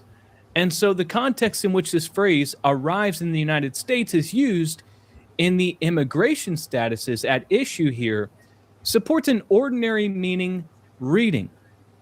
So does the presumption against extraterritorially. We therefore reverse. And so what this means is that if you are at the Mexico border, we have no obligation to process your claims of asylum. We can just turn you away. As per federal law says that once you arrive in the country, then we have an obligation to process your asylum claims. But if you're just at the border, under the federal law, per the definition, we don't have to. We can just turn you around and say, no thanks. We got plenty of you guys here already. See ya. So Democrats, they're learning a lot of words. They're learning what temporary means. And pretty soon, they're going to be learning what election day means because, election day means election day, not election week or month or year. And we've got another Supreme Court case that's coming down the pipeline soon that addresses that. Now, coming back to the main victory at hand, let's talk about the fact that these Haitians and Syrians have lost their temporary protective status, which gives right of way for the Trump administration to ramp up mass deportations and descend upon Springfield, Ohio, and these other jurisdictions across the land that are being terrorized, and the dogs and cats are being eaten. So President Trump had tried to end TPS for Haiti since November 2017, and the Haitians were given temporary protective status decades ago after an earthquake. And it's just so crazy this has gone on for so long because obviously the conditions have changed. You're no longer under immediate threat. There's no danger. So we don't have to protect you here from anything. You can go back to your country. Simple stuff. The same thing with the Syrians that fled the regime, come here, some of them legitimately coming to seek safety and asylum. The regime is no longer even in power that they were fleeing from. So why are you still here? Go back. Go back. We were housing you here.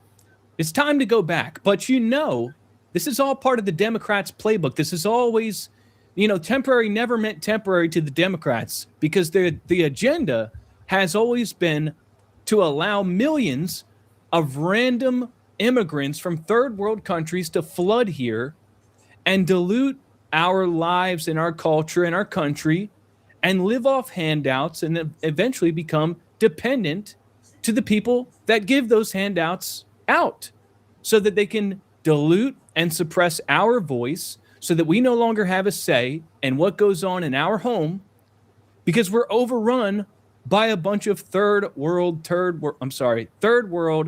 immigrants. That's always been the agenda. But Trump, he tried to do something about it in his first term. TPS was then blocked by a lower court in 2018 until time ran out. And it was restarted again by President Biden. It was one of his first orders of business to just, let's keep giving temporary status to these people under the Biden administration. And our supposedly nonpartisan judicial system blocked a legitimate executive branch authority. So it has now taken 8 years and 7 months for the Supreme Court to right the wrong of the activist judges. And, when the Supreme Court hands down a decision like this, it means that it was always the wrong decision from the lower court. And this was allowed to withstand for 8 years and 7 months.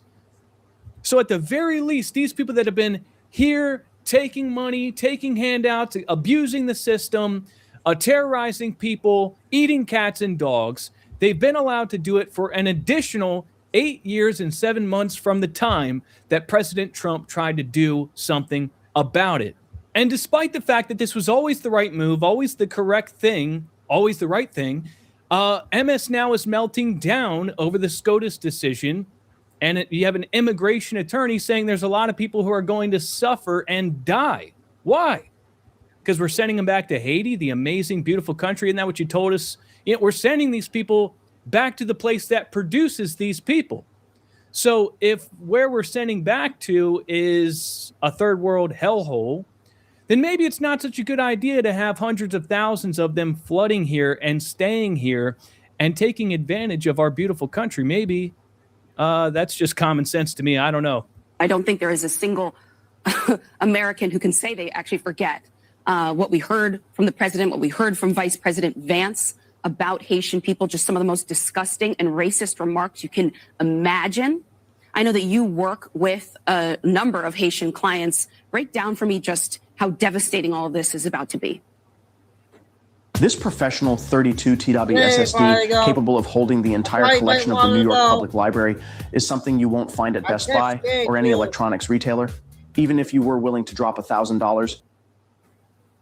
Very devastating, and I hope we stop talking about it as the Trump administration won or someone won, because right now America lost. There are going to be a lot of jobs that are open and a lot of people in home health care industries that are not going to receive any service because their providers are going to be removed from the United States. There are a lot of people who are going to die and suffer because of the account of this. So I wish this court was more of a court of equity than they say they were a court of policy right now. What do you guys think? What do you guys feel out there? Did America win or lose as a result of this decision? I feel like we won.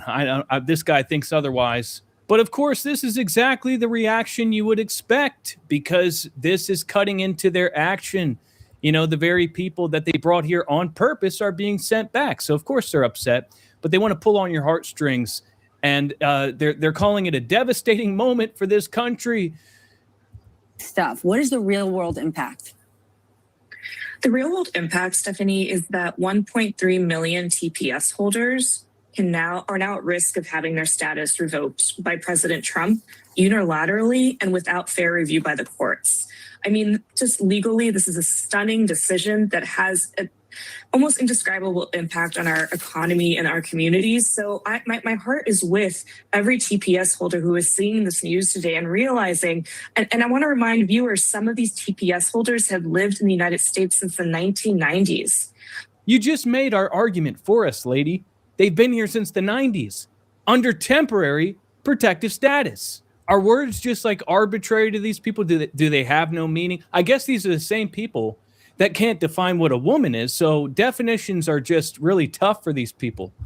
TPS was granted to Haitians after the devastating earthquake that took place there 15 years ago. Obviously, in the last 24 hours, we saw two massive earthquakes in Venezuela. We know the U.S. is offering assistance, but what does a decision like this say to our friends and allies around the world who need help after a disaster? Now, the reality of TPS is, because, yes, it's temporary, but because Congress has not changed legal immigration law since 1990, that means that a lot of TPS holders have established deep ties in the United States. And like, as I mentioned, the earliest TPS holders, they date back to the 1990s. And so, you know, it's a devastating foreign policy decision, because we may be sending hundreds of thousands of people back to Haiti, which many foreign policy experts consider to be a failed state right now. I mean, So what you're telling me is because of failed immigration policy enforcement of past administrations, these people were allowed to stay here long enough to take root and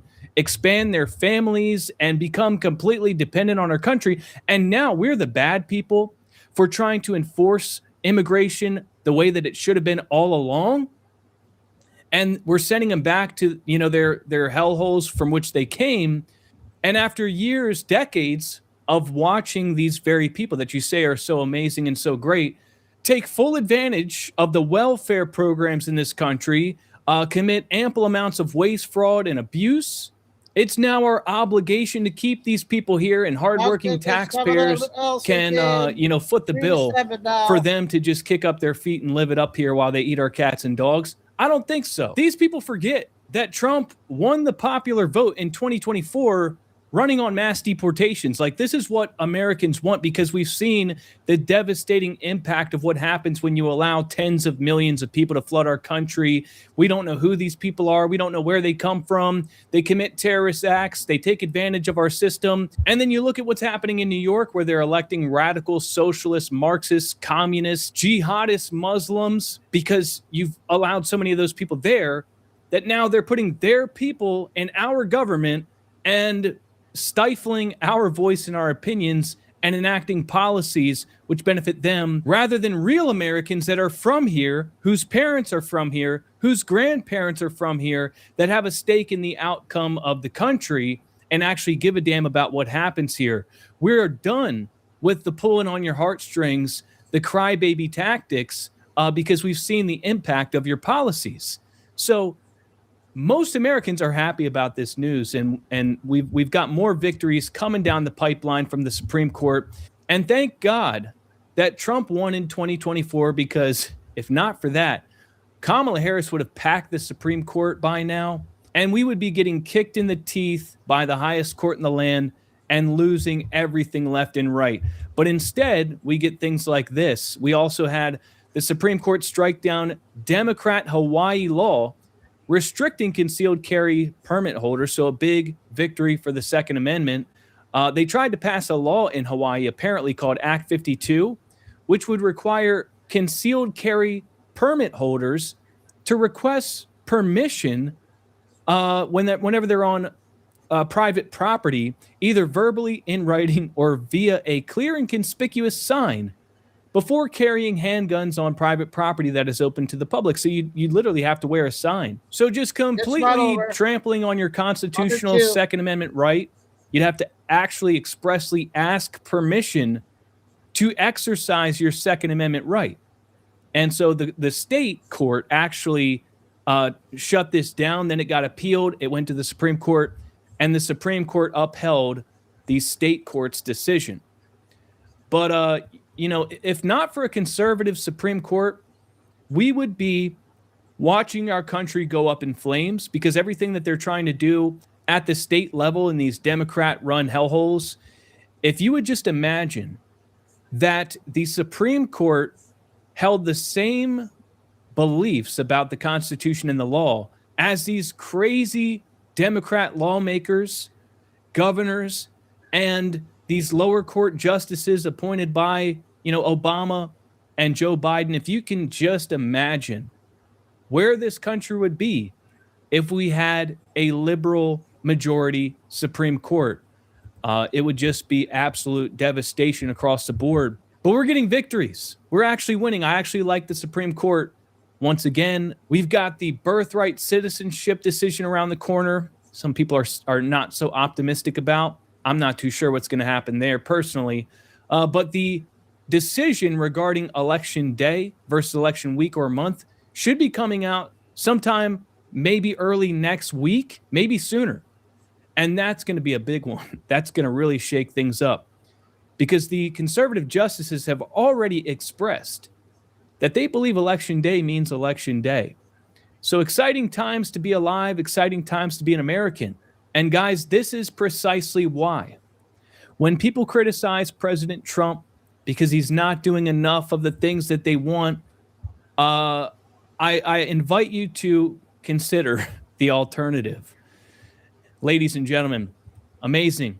Happy to report this news. Leave a like on. All right. Another one for Nick today. I got a lot of good short ones now, you guys. So the first one,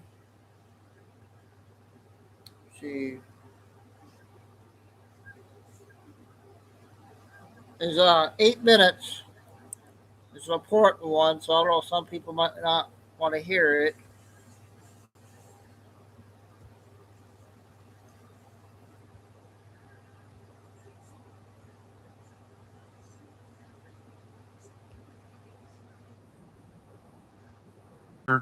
Some opening statements from our witnesses. So I wanted to start by thanking Ms. Wild, who's going to be recognized now. I'll stop it if you want her opening 5-minute statement. Ms. Wild.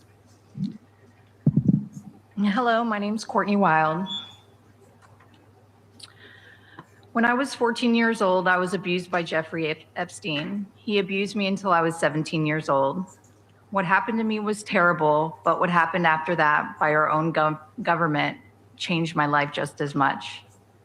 I came here today to ask for one simple thing, to make sure this never happens again.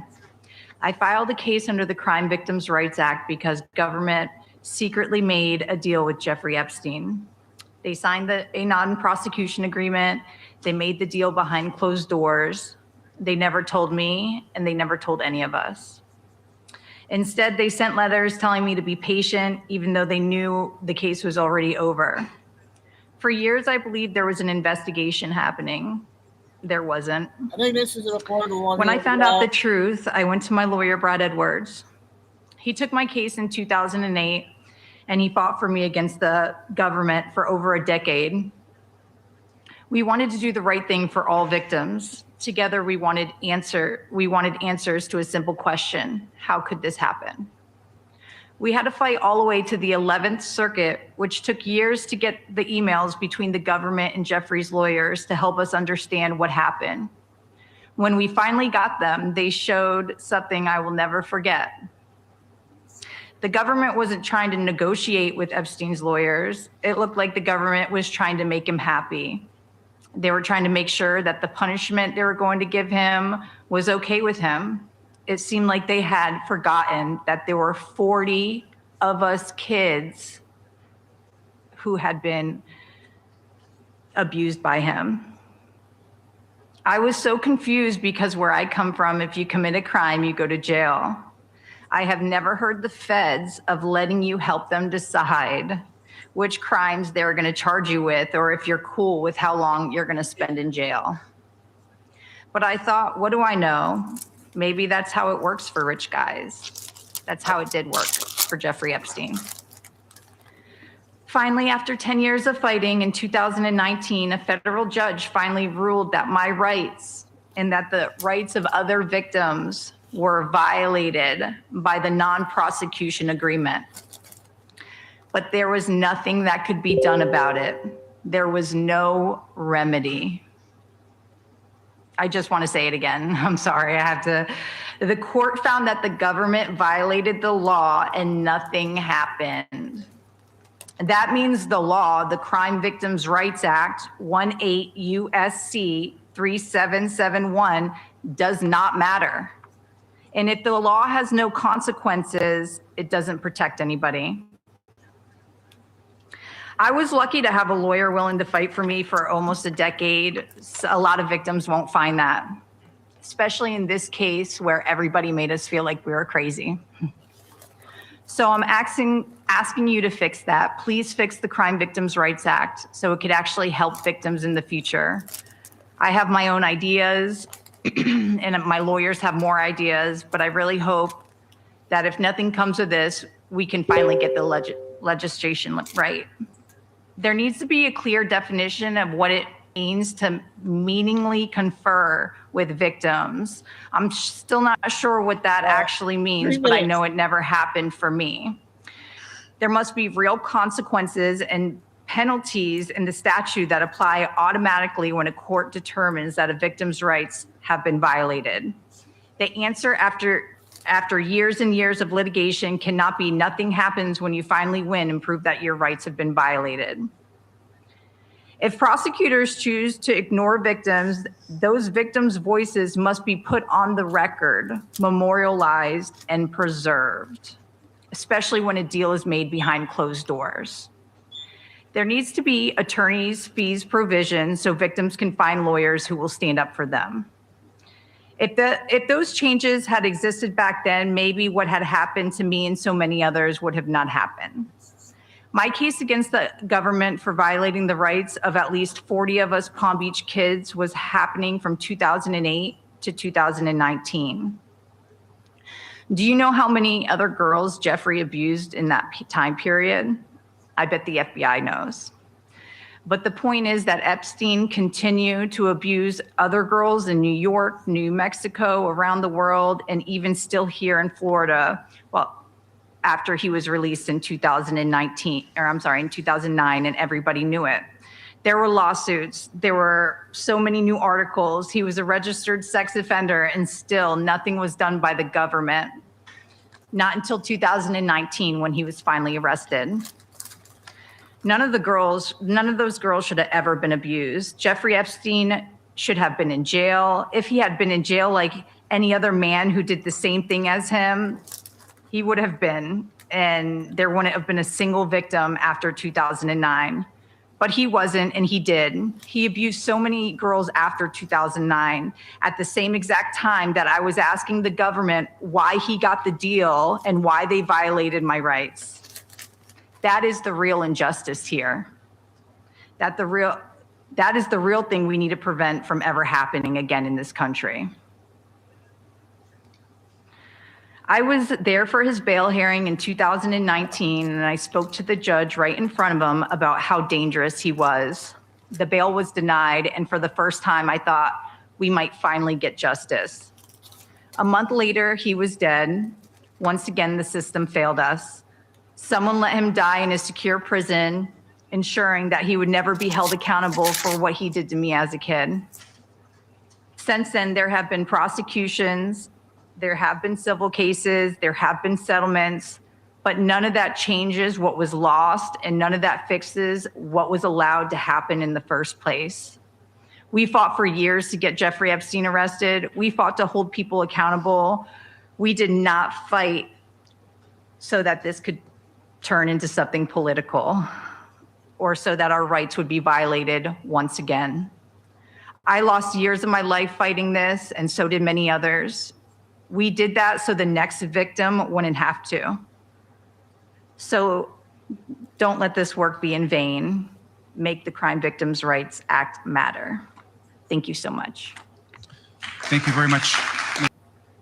Okay, I thought that was an important one out.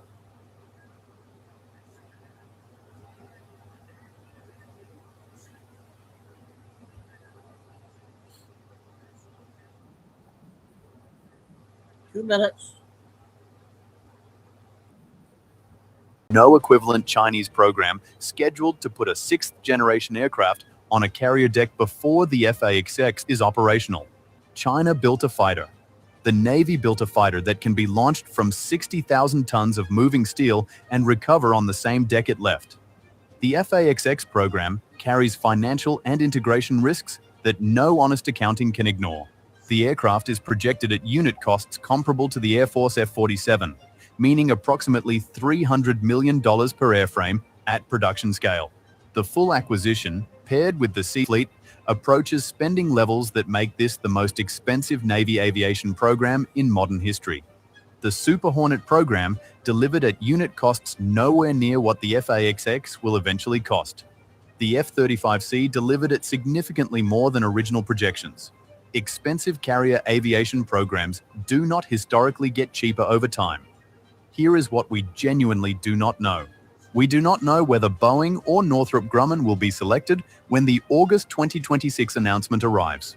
The two competing designs likely make different trade-offs between stealth, payload, and CCA integration. We do not know the production configuration radar cross-section of the actual flight aircraft. The Northrop rendering and the Boeing concept imagery are both indicative, not definitive. We do not know whether the dorsal intake stealth configuration will survive carrier deck stress over thousands of catapult cycles. No B-2 style stealth airframe has ever been put on a carrier deck. We do not know whether the MQ-25 tanker fleet will be sized adequately to support F operations at the projected combat radius across multiple simultaneous carrier deployments. We do not know whether China's carrier-launched sixth-generation program, if and when it appears, closes the architectural gap inside a decade. But here's the generation aircraft from any... Talking about the aircraft on that one. Okay, I got a 10-minute one.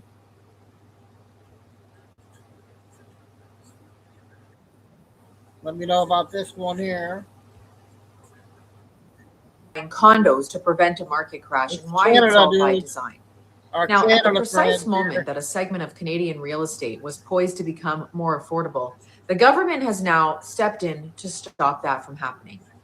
On June 18th, 2026, Prime Minister Mark Carney and BC Premier David Eby announced the Canada-British Columbia Partnership on Condo Conversion. The plan is simple. You buy up 2,200 vacant Metro Vancouver condos that are not selling at current prices, and you convert them into affordable homes. Now, Carney admitted the purpose with higher interest rates and weaker investment demand. Developers are stuck. They don't want to sell at a loss, and they can't afford to hold those empty units indefinitely. But here is what Carney did not say. The government is not helping buyers. It's preventing prices from falling. Now, Andy Yan, the director of Simon Fraser University's City program, called it a bailout of bad business decisions. Now, conservative leader Pierre Poilievre, he said normally the innovative financial tool to turn an overpriced empty condo into an affordable home is for that price to drop. So why not let it happen? Well, let's talk about the numbers quickly. I want to give you the actual data. As of May 2026, Metro Vancouver had 4,376 completed condos sitting empty.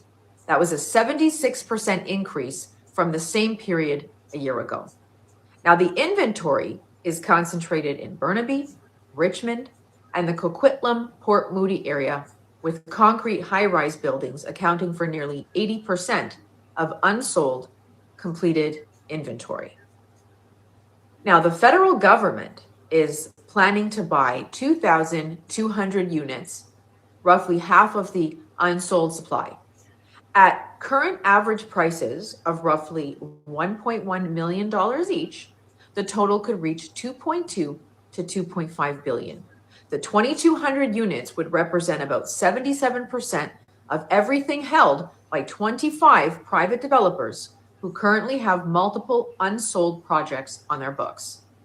So Mark Goodman, principal of Goodman Commercial, told Daily Hive that taking 2,200 units out would represent a very large share, roughly half of the unabsorbed condo inventory in one fell swoop. It would effectively wipe out more than half the current overhang in Metro Vancouver. So this is not an affordability issue. This is a market intervention. The government is becoming a buyer of the last resort. Now, are we going to see more of the government buying up real estate to turn it into purpose-built rentals? Well, let's look at the pattern. This is not the first time. March 2026, Ontario Premier Doug Ford announced a near identical plan to buy 2,200 unsold condos in the Toronto area, $1.3 billion to prevent developers from facing the consequences of a condo bust. But is there a deeper meaning to this? Is there some other agenda? 2 years ago, Chrystia Freeland announced a new 30-year amortization term for the first-time home buyers and an increase to the free RRSP withdrawals for housing down payments. Both policies have increased capital available for real estate bidding up flagging prices. Now, the website Better Dwelling called it at that time. They said the measures are being sold as an affordability scheme, but appear to be a developer bailout. So now in 2026, the federal government is also using a broader package that includes up to $3.2 billion over 10 years to reduce development charges imposed by BC municipal governments by up to 50%. Mike Drummond, CEO of the Urban Development Institute of British Columbia, said that the industry had proposed a different approach, expanding the GST rebate to all buyers. The government chose a different path. The pattern is consistent. Prices are to drop, the government almost intervenes, halfway through and prices stay high. This Developers get bailed out, taxpayers take the risk, affordability does not improve, but guess what? There's more places to rent. I want to talk about the blueprint because this is not a random policy. It is the implementation of a vision that has been years in the making. In March 2024, the Federal Task Force for Housing and Climate published a blueprint co-chaired by former Edmonton Mayor Don Iveson, former Federal Transport Minister Lisa Raitt, economist Mike Moffat, and Mark Carney. Now, the report called for Canada to stop building suburban sprawl and embrace the 15-minute city, a concept where residents are a short walk, bike, or transit ride from daily necessities. Now, the report is explicit. Building inside existing communities is cheaper, faster, less carbon intensive, and aligned with climate goals. The goal, 5.8 million new homes by 2030. But here is what the report also recommends. The blueprint calls for abolishing parking minimums and unit maximums, legalizing density near transit stations with minimum 8 to 20 story requirements, eliminating HST GST on purpose-built rental projects, requiring municipalities to waive development charges on affordable housing, ensuring new housing is not built in floodplains or wildfire zones, creating publicly available hazard maps and linking funding to density reforms. The 15-minute city is not a conspiracy. It is a policy and it is being implemented. But it is being implemented with the jargon of keeping prices stable, keeping the economy stable, and helping developers. The federal government's own data shows that the home ownership rate is projected to reach 66.4% in 2026, a modest decrease from the 66.9% in 2025, continuing a long-term trend of gradual decline from historical peaks above 69%. A March 2026 survey found that 46% of Canadians say that homeownership is becoming harder to achieve, and only 3% believe it remains wildly accessible. 1 in 4 view housing as overpriced. But what happens when everyone is renting? Can we say that they could be controlled? Is it easier to control renters than homeowners? The Canadian Home Builders Association warned that home selling conditions have reached a critical low point, with 38% of members reporting layoffs. The single-family housing market index fell to 19.6 out of 100. That's a record low. Now, the task force blueprint calls for 0 households spending more than 30% of their income on shelter costs by 2031, not homeownership. Shelter. Big words, big difference. The alternative federal budget 2026 calls for tripling investment in non-market and co-op housing to $18 billion, building 1 million new non-market units over the next decade, and eliminating preferential tax treatment for real estate investment trusts. So these are not measures to encourage homeownership. They are measures to replace it. So we have to ask ourselves, why is the government so hell-bent on discouraging homeownership and stopping it and stopping affordability? Homeownership is becoming a luxury that only few can afford. The government is not trying to lower prices. It is trying to manage the decline to ensure that the housing market does not collapse and that rental housing remains available to the majority who will never own. So let's just lastly connect this all together here. Now, I have been saying when governments cannot compete externally, they start making moves internally. I said that in my last few videos. This is exactly that. See, Canada cannot compete with the US on growth. It cannot attract capital anymore. The currency is weakening. The industries are stagnating. So it reaches for control internally, including the housing market. So the government is now not solving the problem. They have no interest in doing that anymore. What they're doing is they're managing the decline, and people need to live somewhere. So the same government that is spending billions to prevent developers from losing money and billions more on things that have no interest to Canadians whatsoever. It is signing deals with China. It is bailing out condo developers at the taxpayer expense. And the pattern is consistent.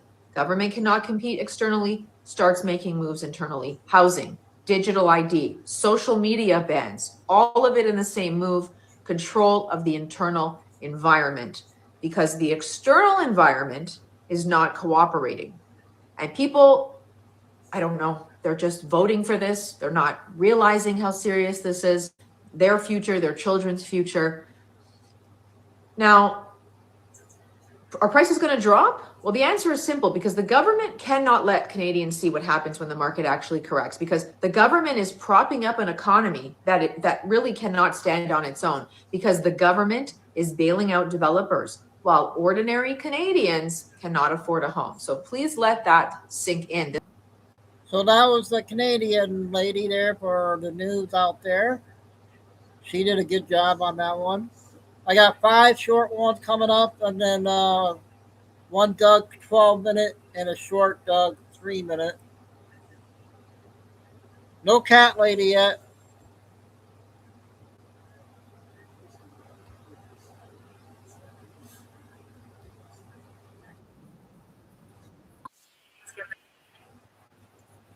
Three minutes. And my phone is going off from a number that I don't know, and I'm not answering it. They keep calling, and I finally pick up. It's the Brookfield Police Department, and they're asking me, "Are you safe?" And I'm like, "Yes." Like, I'm starting to panic. Like, am I not safe? Is this what they're about to tell me? And they're like, "Can you tell us where you are right now?" And I told them where I was. And I can hear my mom hysterically crying in the background. And I ask, "What is going on?" And they proceed to tell me that my mom received a phone call, and when she picked up the phone, there was someone that was crying that sounded exactly like me and was crying saying, "Mom, mom, mom, help me." And my mom unfortunately fell for it, but she was like, "What is going on? Like, oh my God, what's happening?"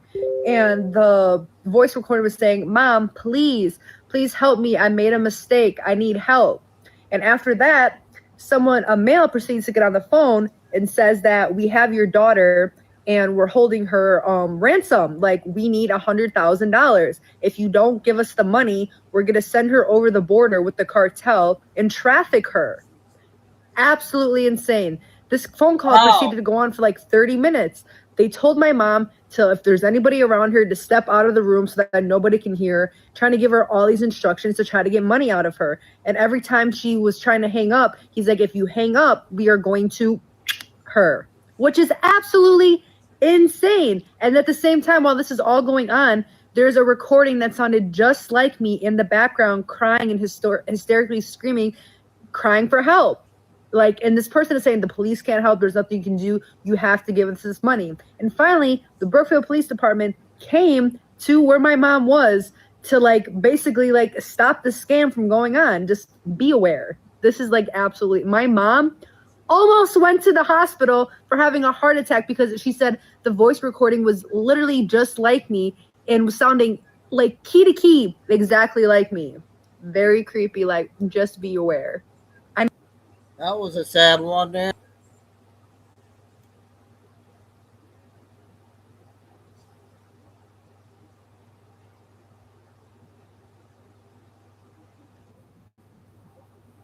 Okay, 2 minutes.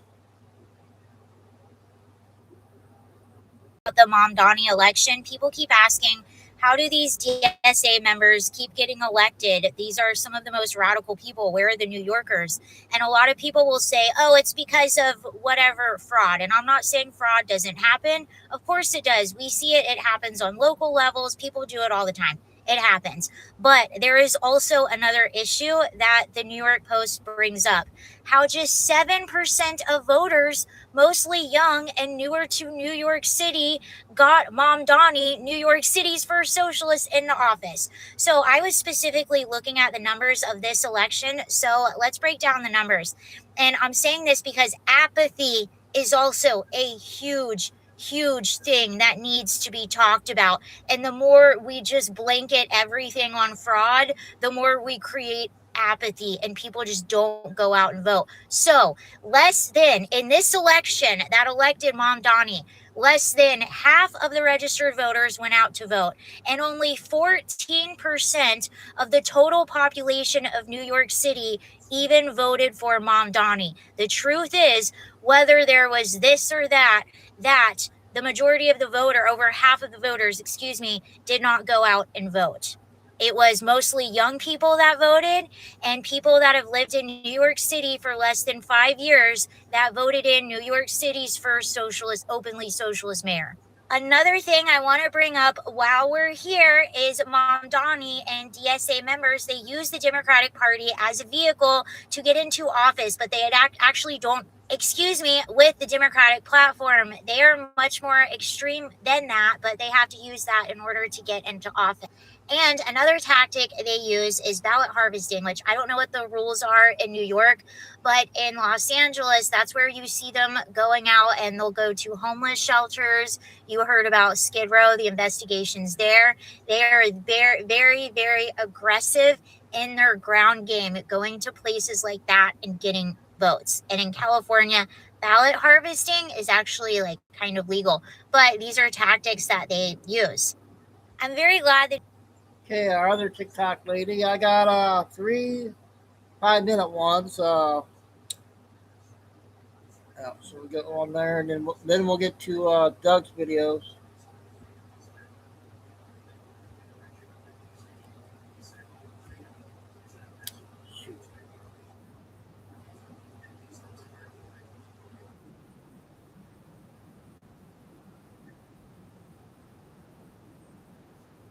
settlements, fella. Basel, Switzerland, founded 1930. The central bank of central banks. Every major central bank on earth reports to it. It's literally on their website. It's not secret. Not secret, just never discussed. There's a difference. Now shut up. The most powerful financial institution on earth has the name recognition of a mid-size accounting firm in Zurich. That's not an accident. Full legal immunity from every government on earth, fella. Its premises cannot be searched. Its staff cannot be arrested. Its assets cannot be seized. Not by Switzerland, not by the US, not by anyone. By international treaty. It exists completely outside the jurisdiction of every nation on earth. No country can touch it. No country can touch it. A bank legally untouchable by every government on earth. If a Bond villain designed a financial institution, this is exactly what it would look like. The immunity exists to ensure political independence of monetary policy. That's standard for international institutions. World War II, Meg. The BIS continued operating throughout the entire war, handling transactions for Nazi Germany, for the Allied powers, simultaneously, same institution, same building, both sides. BIS President Thomas McKittrick, American, continued meeting with Nazi officials throughout the war, documented by the U.S. Treasury, by post-war congressional investigation. So while soldiers were dying on both sides, one bank was profiting from both sides. Congressman Wright Patman introduced a bill in 1943 to liquidate the BIS for collaborating with a quote-unquote enemy. The motion passed in committee. The dissolution never happened, protected by people with more power than Congress. That's in the record. Congress voted to shut it down. It didn't shut down. Someone made a phone call. John Maynard Keynes himself called for its dissolution at Bretton Woods in 1944. Called for it and didn't get it, Meg. Blocked. The BIS survived. Today, it coordinates monetary policy for 63 central banks representing 95% of world GDP. More powerful in 2024 than it was in 1930. So Keynes, the most influential economist of the 20th century, said shut it down, and it's still running. Every interest rate decision that affects your mortgage, fella, your savings, your job, coordinated through meetings at the BIS in Basel, meetings that are not public, agendas not disclosed, decisions affecting every person on earth, made in a building no government can enter without permission. Your entire financial life is downstream of decisions made in a room you will never see by people who answer to no one. Sleep well. So it's not a conspiracy, it's just how the system works, and nobody talks about it. The most powerful institution you've never heard of, fella, operating since 1930, survived 2 world wars, immune from every law, running the financial system you live inside every single day.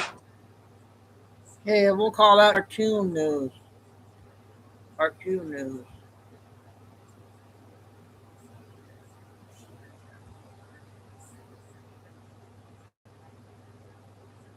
Here's another new one with this one guy. About 4 minutes.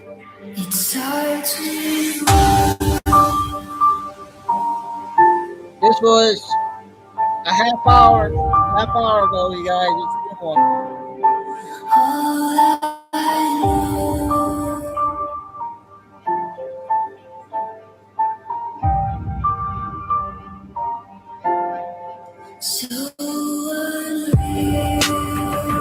There's another one, right, Kay, from yesterday? Similar?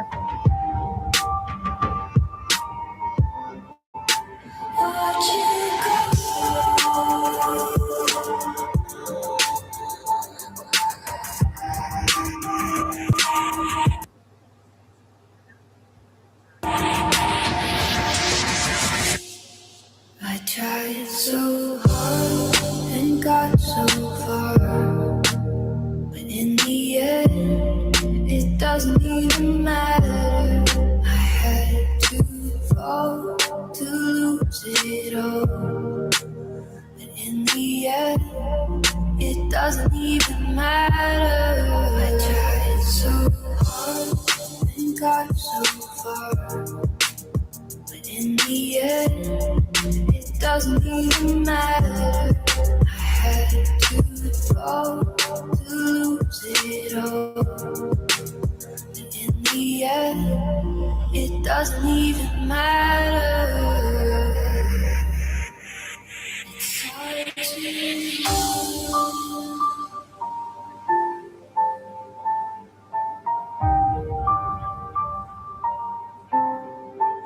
All I know.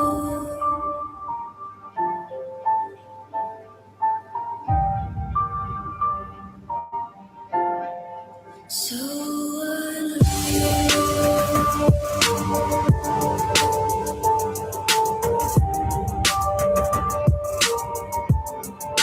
Watch you go.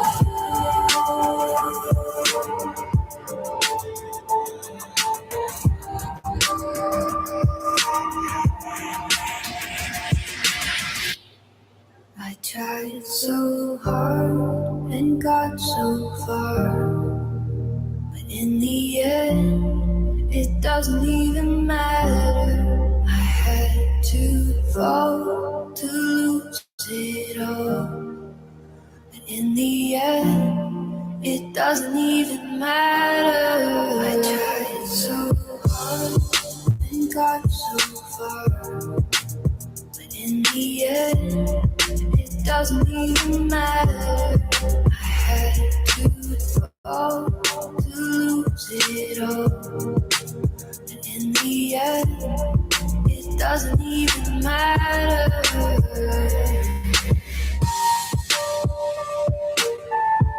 Yeah, this will be the new time. 3 to 7. No later at 7.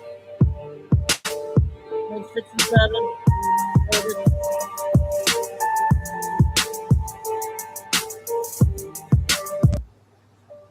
I thought that was another one like yesterday.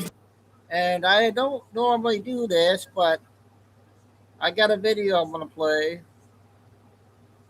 It's only a minute.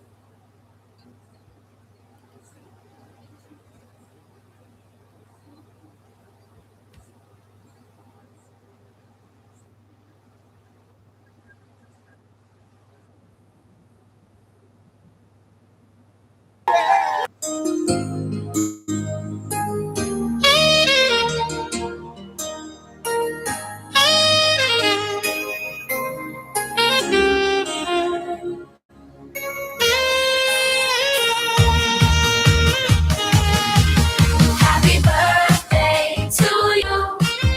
Happy birthday to you. Happy birthday, happy birthday, happy birthday to you. Happy birthday to you. Happy birthday to you. Happy birthday, happy birthday, happy birthday to you.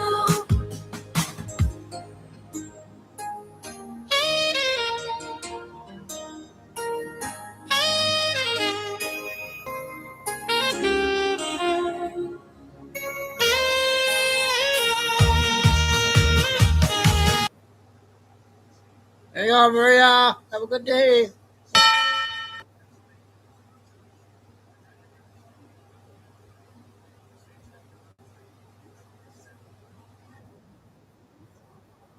Did we play this one yet, you guys? You guys remember this one? 5 minutes. Israel never planned on stopping with Palestine. I think I did.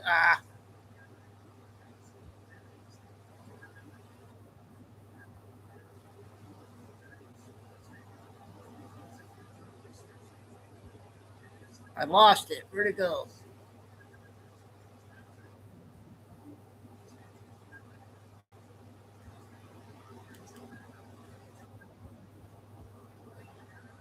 Oh, what happened to it? All right, I'm going to do Doug's videos, you guys. He has a 12 and a short one. Oh, wait. Let's do this one real quick. 3 minutes. Not going according to the plan that we trust. The administration flooded our social media timelines with very not subtle cue drops to remind us that the super secret top secret plan that's been in place for nearly a decade is in fact going according to plan. Because I don't know about you, because if I have a super secret top secret military operation that only nobody knows about except every single person on Next knows about it, I'm just going to put Donnie's face in front of the letter Q to signal to them that the super secret top secret military clearance that I have in order to get this information to take down all the global powers of the world is best hidden when revealed to everyone on X. And hold the line, Patriots, because everybody else just doesn't get it. It's not because they wanted to do marketing and branding ahead of the quantum computing executive order announcement today and everybody's favor behind it. It's because of the super secret military operation.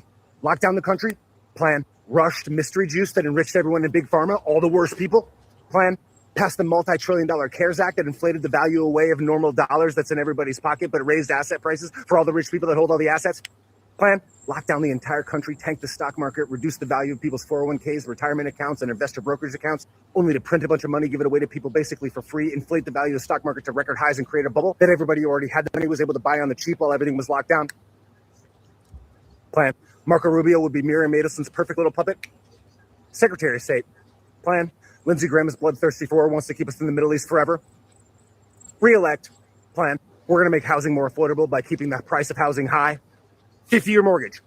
Plan, Quantum computing requires data centers. Data centers require space. Space, farmland. Agriculture, eliminate it. Freshwater, burn it. Quantum computing, AI, data centers, good.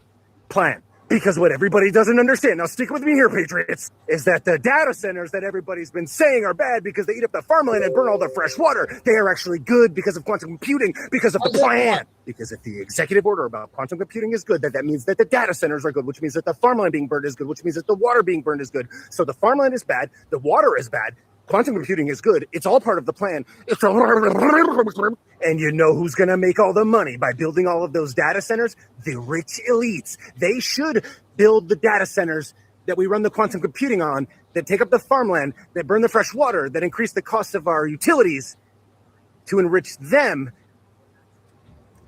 Plan. And of course, I, everyday civilian with no military clearance or background whatsoever, am giving this information to you about the super secret plan here, open, in the public, on X, because I know, and now you know, the truth. Plan. And at the end of the video, I'm going to give you a logical tautology, a word that I just looked up to make sure that it was correct, which is just a general statement that covers all possibilities, so it's impossible to be false. Like, can't wait for what's next, or buckle up, or enjoy the show, Patriots. That was okay, I thought. Okay, short, Doug, and then the 13-minute one.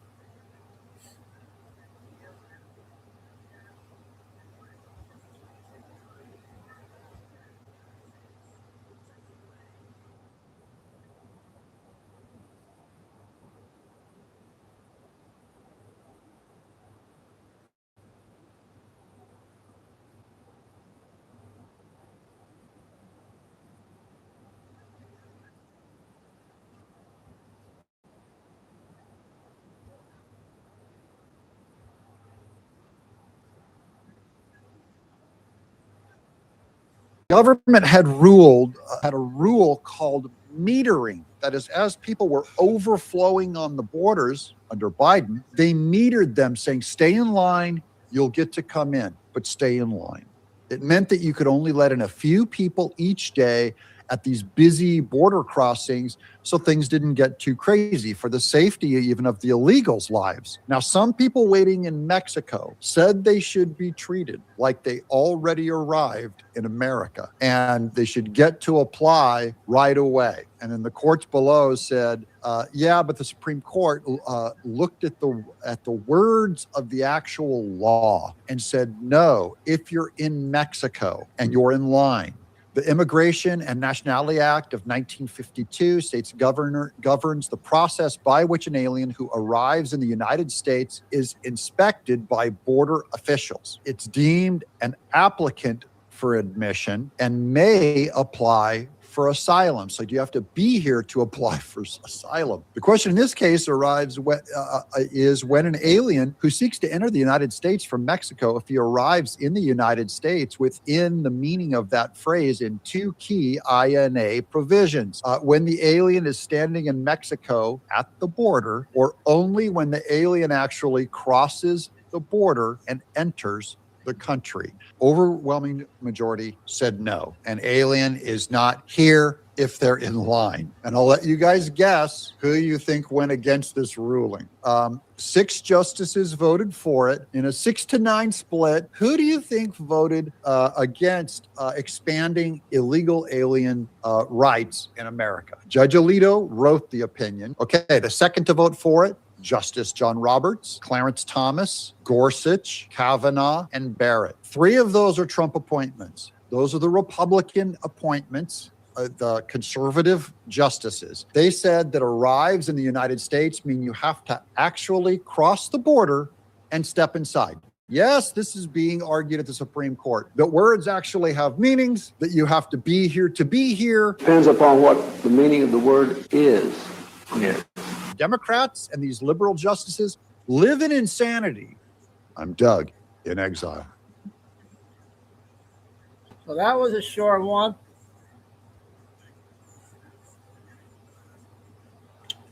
Okay, we'll see what we got going here next.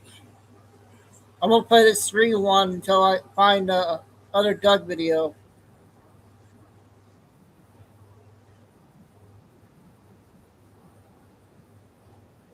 Legislation titled the United States-Israel Defense Technology Cooperation Initiative, which literally merges the United States and Israeli militaries.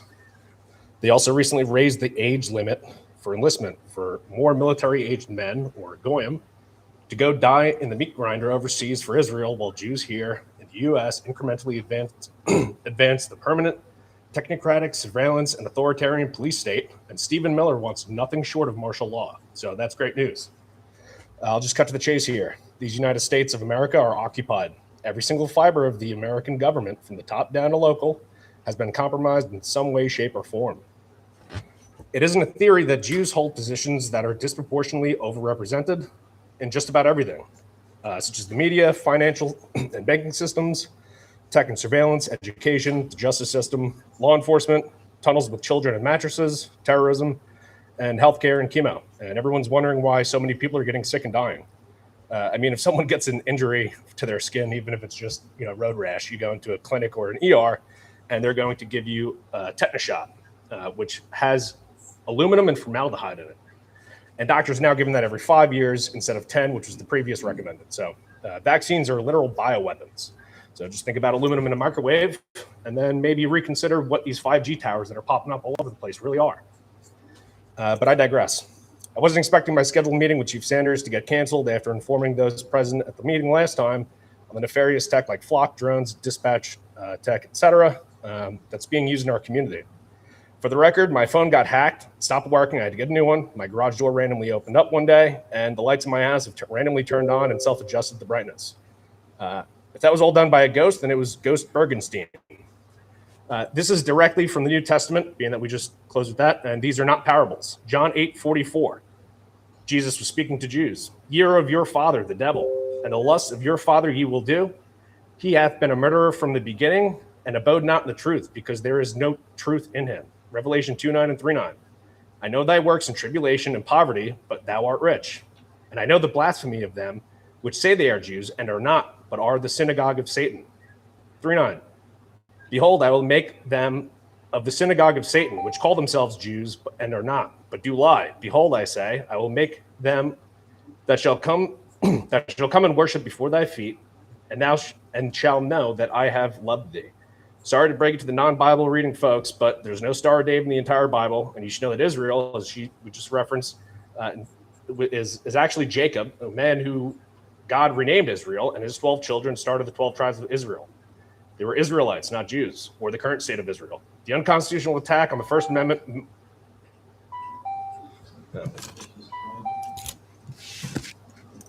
That was short. How was that one? Okay, I got the Doug video.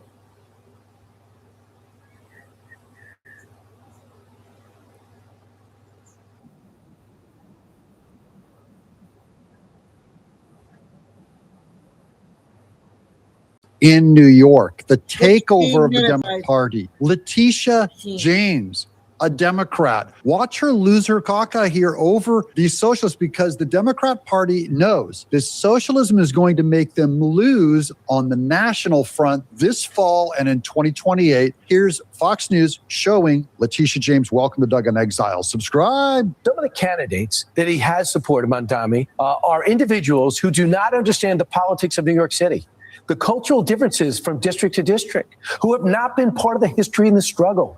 All of us are a little frustrated with the Democratic Party, but you don't blow it up. I have news for you. They just did. And you did nothing about it. Neither did Hakeem Jeffries, Nancy Pelosi. You could spin it whatever you want. Look at her. There's Letitia James back in the day, hugging Mamdani, going, welcome. We'll take a few wins here in New York. Now she's backlashing them, saying, look, you've only lived in New York for less than 20 years. And now you're dictating all this policy.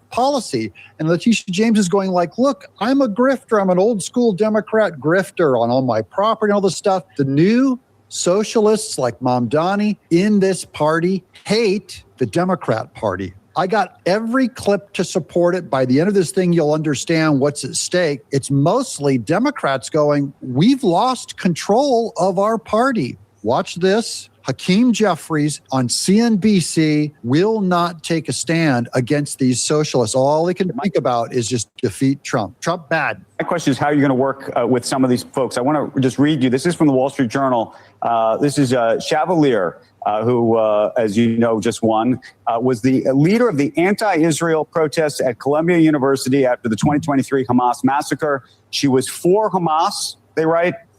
She called for abolishing police, prisons, and borders. She called Joe Biden. She called Joe Biden a rapist and a war criminal. True. And said that the U.S. Is occupied Native American land and called the country a effing disgrace, and also favors seizing private property. What do you make of that? Her views are clearly not my views, and that should be obvious to everyone. In terms of what brings Democrats together, listen, we believe that we've got to drive down the high cost of living. Okay. These are two Democrats on that CNBC show, and he can't just come out and condemn her. He can just go, well, those views aren't my views. That's not how you police your own party. You're going to get much more evidence of it, but these radicals that just won in New York, and now the question is it going to expand nationally? Yes, it will. But the American people sent all of us here to get something done. And they see, the American people know what time it is, right? They just watched what happened in New York City. They watched what happened in Los Angeles. They're watching communists take over. They're watching Sharia law being affected and implemented across their country. This is only by Democrats, of course. This is a Republican calling them out. And look at Chip Roy on his phone. Dude, show some respect. They're communist. They're pro-Sharia law. They're Islamo-fascists. They're anti-Semites. We're going to keep going. Wait, there's more. This isn't just the only lunacy you're going to see. This is being settled at the Supreme Court. Allegedly today, Title IX was the federal law designed to create equal opportunities for women in school sports. That's Nancy Pearcey. A Colorado school district placed 61 boys in girls' spaces, and it is now suing the federal government for investigating the district. This is, I haven't seen the sound clip yet, but this is I move bad. to authorize potential legal action in accordance with the recommendations and advice of counsel provided in executive session. Well, it's going to be settled by the Supreme Court because the Supreme Court could flat out say biological males can't play in female sports. But in Colorado, 61 biological men were allowed to go into female locker rooms, showers, and participate with them in sports. That's the Democrat Party brand. Well, wait. This is also the Democrat Party brand. This is one of the winners of that election that they talked about in New York, Daria Lisa Bonet. I forgot to get napkins, so I just wiped my hand on the American flag. Libs of TikTok said, the face of the Democrat Party. This is them. There she is with her defund the police mask and her hijab and a mosque. This is taking over the Democrat Party. Here's more of the lunatics against Markwayne Mullin, who won 2 cases at the Supreme Court today, doing a great job. It's something that we're seeing organized crime expanding into. Unfortunately, underneath the Biden administration, they had 4 years to build a network because there was just no enforcement on this. The Trump administration has had a zero policy, and we're kicking all the networks. We're going from the cities on down to the borders. That's part of the president's enforcement and going by city, because they do have networks there. And what we're seeing is cartels and other organizations that are, because of the drugs that we are having a strong effect on, because of the human trafficking that we have taken away from the borders, from the able to traffic humans and across, they're moving more towards retail theft. Okay, let me unpack that real quick. Trump is so effective at locking down and breaking up the illegal cartels in these cities of human trafficking and drug trafficking that they're moving now to retail theft. So you can see how the ring is still trying to survive, but they can't do human trafficking anymore and drug trafficking. So they're going kind of these more petty crimes of retail theft. That is, of breaking into your car, breaking into houses, stealing stuff for a quick flip. I know it doesn't sound exactly like a victory, but just the fact that they're moving out of human trafficking and drugs shows that something is causing that, and that is Republicans and Democrats, like those socialists, want to cover up for it, and it'll expand under them. Look at this one. Have you read the DSA's national platform? DSA is the Democrat Socialists of America. We're going to get it. If you haven't, you should. This is, and I've been following the Democrat Socialists of America, their website, their Twitter account, just to see what they believe. They're calling to abolish the Senate, our system of government, replace the president and the Supreme Court, abolish the carceral forces, that is state police, grant amnesty to illegal aliens, and that's just the tip of the iceberg. So here's some of their favorite positions on this little placard. Replace the president and the Supreme Court. These people won. They will, their big thing is defund Israel, by the way, always that. Here's free Palestine, always that. It's pro-Islamic. End sanctions on Cuba, Venezuela, and Iran. Oh, it's okay, little Democrat socialist. Trump already ended the sanctions on Iran. Remake elections nationwide. They don't want electoral college. Public ownership of major corporations. That is formally communism, when the government takes over the corporation. So this is what they're going to try to mainstream and run on. I'm going to show you how it's, wait till you hear James Carville in a couple more clips. He goes, we're going to lose everything. But first, here's Ro Khanna celebrating the takeover of his party by communists and anti-Semites. I want to speak to fellow progressives today. Yesterday was the beginning of a new, bold, strong Democratic Party. Democrats are winning, not just in New York, we're winning across this country, in New Jersey, in Michigan, in Maine. Yeah, they're rolling it out to your country near you. Look out, Austin, Texas. Why isn't it in California yet? The reality is that our platform of a new deal for our time is resonating. Now he's claiming that platform that I just showed you. If this guy runs this, I'm running this clip all day on social media. Now, one guy who's a real expert on communists taking over everything, Ted Cruz, has been on this more than everybody from a constitutional perspective. Here's Ted Cruz. This almost feels illegal to know if you're a side sleeper. What I've discovered could save you from a massive mistake that's crushing your body while you sleep. If you had three outright communist wins.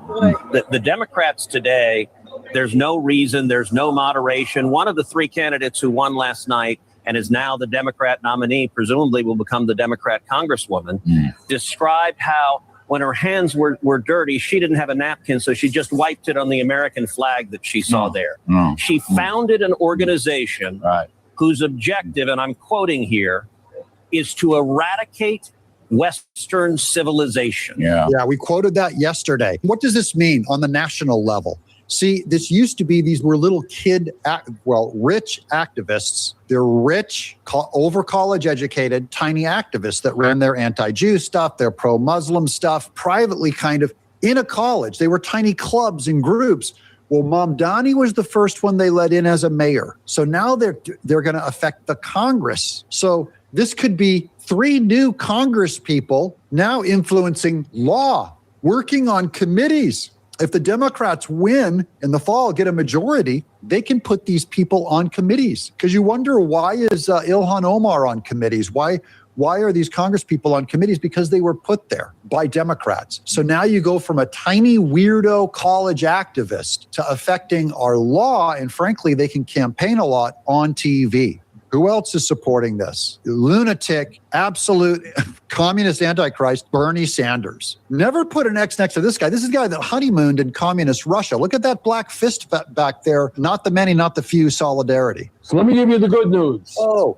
The good news is that last night in New York City, progressives won 3 congressional seats. They beat incumbents. People in New York City are saying they're sick and tired of status quo politics. They want a government that represents everybody and not just... That's fine for New York City. You know what? New York can go to H. So can Los Angeles. They're lunatic, okay? San Francisco, lunatic. My only question is, will it go nationwide? Because now we're watching to see, does the Democrat establishment pick up the messaging of delegate crazies? And yes, they are. The Hakeem Jeffries, Schumer, by the way, who Mamdani, all these people have said they hated. They hate their own Democrat Party. These are hardened socialists. Here's one of the candidates, Doria-Lisa Avila Chevalier. And you're going to appear in all sorts of people's ads, all sorts of Republicans' ads to say, this is what you're going to get if you vote for the Democrats, a communist. You know, I think that is That framing is one that I've been very proud to be able to say I don't respond to. Oh my, I'm very proud. One in which I have been very intentional to say I won't be reactive. We are presenting a vision of what we're fighting for. And I think for far too long, we have had politics that is reactive to what Republicans are doing. That's an accusation that she's not going to react. Notice she does not deny being a communist. She's the one that said she's for the destruction of Western civilization. She's the one that wiped her hands on an American flag like a napkin. This one. Now, she looks like a minority, I know, but all the voters that went for her in New York are from the richest districts. The poor and working class did not go for her. They went for the mainstream Democrat candidate. All of her electorates are the powerful people in like Red Hook, these areas of the Bronx and Brooklyn that have big, high money. These are neighborhoods going for these communist socialists that are overwhelmingly affluent, white, and have not lived in New York for more than 20 years. They're young. So this is about college indoctrination and possibly influencing our national elections. Here's a great headline from the New York Post. How just 7% of voters, mostly young and white and rich, led Mamdani's New York City socialist election surge. I love this headline. The young and the clueless. Well said. Now, this one is the one that I really wanted to show you. It's James Carville flipping out and claiming he's ready to announce a schism in the Democrat Party because James Carville is old school Democrats and he doesn't like these new communists in here. He even says, I can't be a part of your party. Now, I like anytime the Democrats are more divided than MAGA. Watch this. Mr. Valiant, the New York Times reported, and I have the quote right here, I'll get to it. She is against, passed off all her views. She has attacked interracial relationships in the American flag. Lady, I ain't in the same party as you. I'm sorry. That lady that I just showed you in that clip, went against interracial marriage. That's not a white person saying we don't believe in interracial marriage. That's a minority saying don't mix the races. Formal 1950s, separate water fountains, separate marriages. Notice if I say that a man and a man can't get married, that the sexes should remain, they're distinct. And then they go, you're a homophobe. And then they make distinctions going, you shouldn't interracially marry. And Carville just goes, I'm not going to be in that party. Sorry. I guess not. And I actually do think it's time for Democrats to talk the S word, schism. Yeah. I really do. Everybody's always said, no, we're coalition, we're big tent. And there's just some that I can't be in the same tent with. And we talk about what Madame was 3 for 3 last night in Manhattan. They call it the Commie Corridor. Fine. Jason Crow's service PAC vote bets 10 for 11. You wouldn't know Jason Crow exists. Okay, No, you wouldn't. You wouldn't know. You wouldn't know Abel Sandberg exists. You wouldn't know. And I want to be very specific. I understand the free press for being here because they nominated David Duke or something like that, we'd be the same way. I understand all that. To the extent I understand the Times, because they are the New York Times, so they have to cover, they are the hometown newspaper. But the idea that we must neglect everything else that's going on, all of these other primaries, all the recruits Jason has, all huge, phenomenal successes we've had, and declare that the party is now under the control of the Democratic Socialists of New York City is insane. But understand, these people do not like Democrats. Not only are they not Democrats, they wish Democrats poorly. Me too. I agree with the socialist, communist, Islamo-fascists on that. I wish the Democrat Party poorly. I'm finding more agreement with these lunatics after day, but Carville's just brokenhearted, going, this better not expand to the rest of the Democrat Party or we will lose every election this fall and the presidency. This is the good news coming up, guys. So I just cannot, maybe there's a way that you can say to, I guess Mandami is the leader of it, is, you insist that, try to insist that the people that run under your banner run as a Democratic Socialist and don't use the Democratic Party as your guideline, and let's negotiate the terms of schism here. Maybe we can part under some kind of advantageous terms for both of us. But I'm done. I'm not in a political party.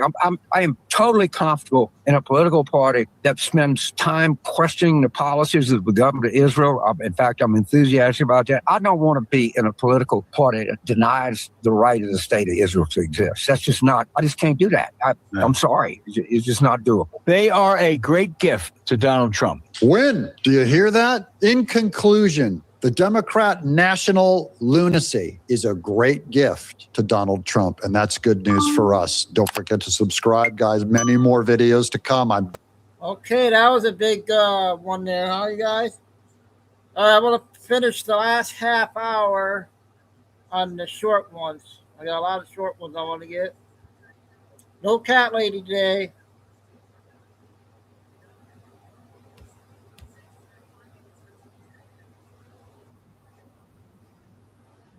Is this lady, I don't know what side she's on, but which ones we got, which ones are remaining, the next opinion day, views on and it. there was some drama on the bench today with a rare move from Justice Alito, but let's dive into the decisions. The first one we got was from Justice Kavanaugh, and it is the Monsanto case about weed killer Roundup, and there the Supreme Court said in a 7-2 decision, interestingly with Jackson and Gorsuch in dissent, there that the state law claim that was being made that Roundup caused cancer was trumped, basically, was preempted by federal law because federal law makes certain requirements for what Roundup and other companies and how they have to label their pesticide products. And so they couldn't have included the cancer warning label because of those federal restrictions. And therefore that state law claim that the individual was making when he said that Roundup caused cancer was preempted by federal law. Again, that decision was 7-2. All other cases today were 6-3 along ideological lines. The first of 3 from Justice Alito was one of the gun cases we were waiting on, Wilford v. Lopez. And there the Supreme Court said that Hawaii's gun law, which is nicknamed the vampire rule, that requires express permission of the owner of private property that is open to the public in order for you to carry a gun onto the premises, violates both the 2nd and 14th Amendments, so the right to bear arms. So they struck down Hawaii's law and similar laws that were put into effect by other states across the country. Third, we got the decision in Mullen v. Al Otro Lado. There, the Supreme Court granted a win to the Trump administration in an immigration case and defined what it means to arrive in the United States for purposes of the Immigration and Nationality Act, or rather said what it wasn't. So there, the question was whether someone who arrives on the Mexico side of the U.S.-Mexico border arrives in the United States for purposes of the INA and can therefore claim asylum in the United States, and an immigration officer must inspect them. And the Supreme Court said no, based on plain meaning of the text, that arrives in, just like arriving in a house or arriving in a country or arriving anywhere in the world, means you have to actually cross the threshold and step into, in this case, the United States in order to be able to claim asylum. Finally, we got the temporary protected status cases. Now, temporary protected status was created in Congress in 1990, and it allows the DHS secretary to designate certain countries and allow individuals from those countries to come into the United States and work for a period of time if returning to their home country wouldn't be safe, either because of a natural disaster or because of a war or some other extraordinary conflict. So here, this involved Haitian and Syrian nationals. Haiti got temporary protected status after the devastating earthquake there in 2010. I think in March of last year, there was an estimated 330,000 Haitians in the United States. Syrians got temporary protected status in 2012 because of the civil war. I think there are somewhere around 4,000-ish Syrian nationals in the United States. So this decision affects hundreds of thousands of people who are here. And the Supreme Court allowed the Trump administration to cancel that temporary protected status. They tried to do it earlier.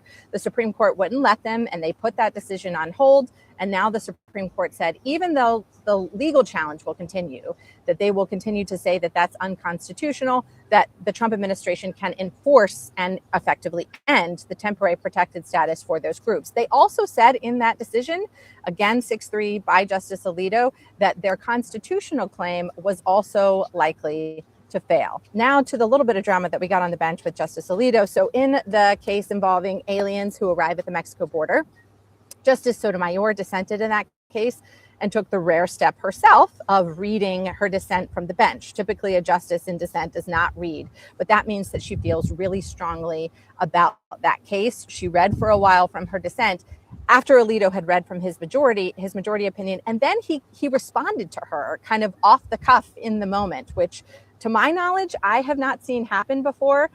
Amy Howe was in the room, so I'm going to tell you her kind of summary of what he said. This is not exact word for word, but his response to Sotomayor was that he would have had much more to add, essentially, to what he had to say, and that policy was used by two different administrations as a way of dealing with surges in an orderly or humane manner. So he obviously felt strongly enough to respond off the cuff to her after she felt strongly enough to read from her dissent. So those are the 4 decisions that we had today. That means we have 8 remaining decisions. We know Monday will be the next opinion day. They will release opinions at 10 a.m., but it is not the final opinion day. We don't know when that will be, although... Okay, that was something different I don't normally play. I got the Wire one, short one, and then I'm trying to find the other TikTok one that we play. Oh, a lot of good stuff out today, you guys.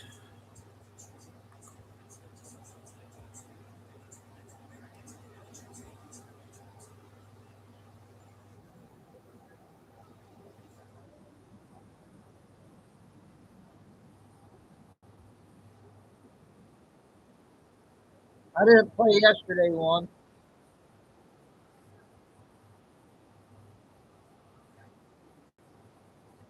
Ah.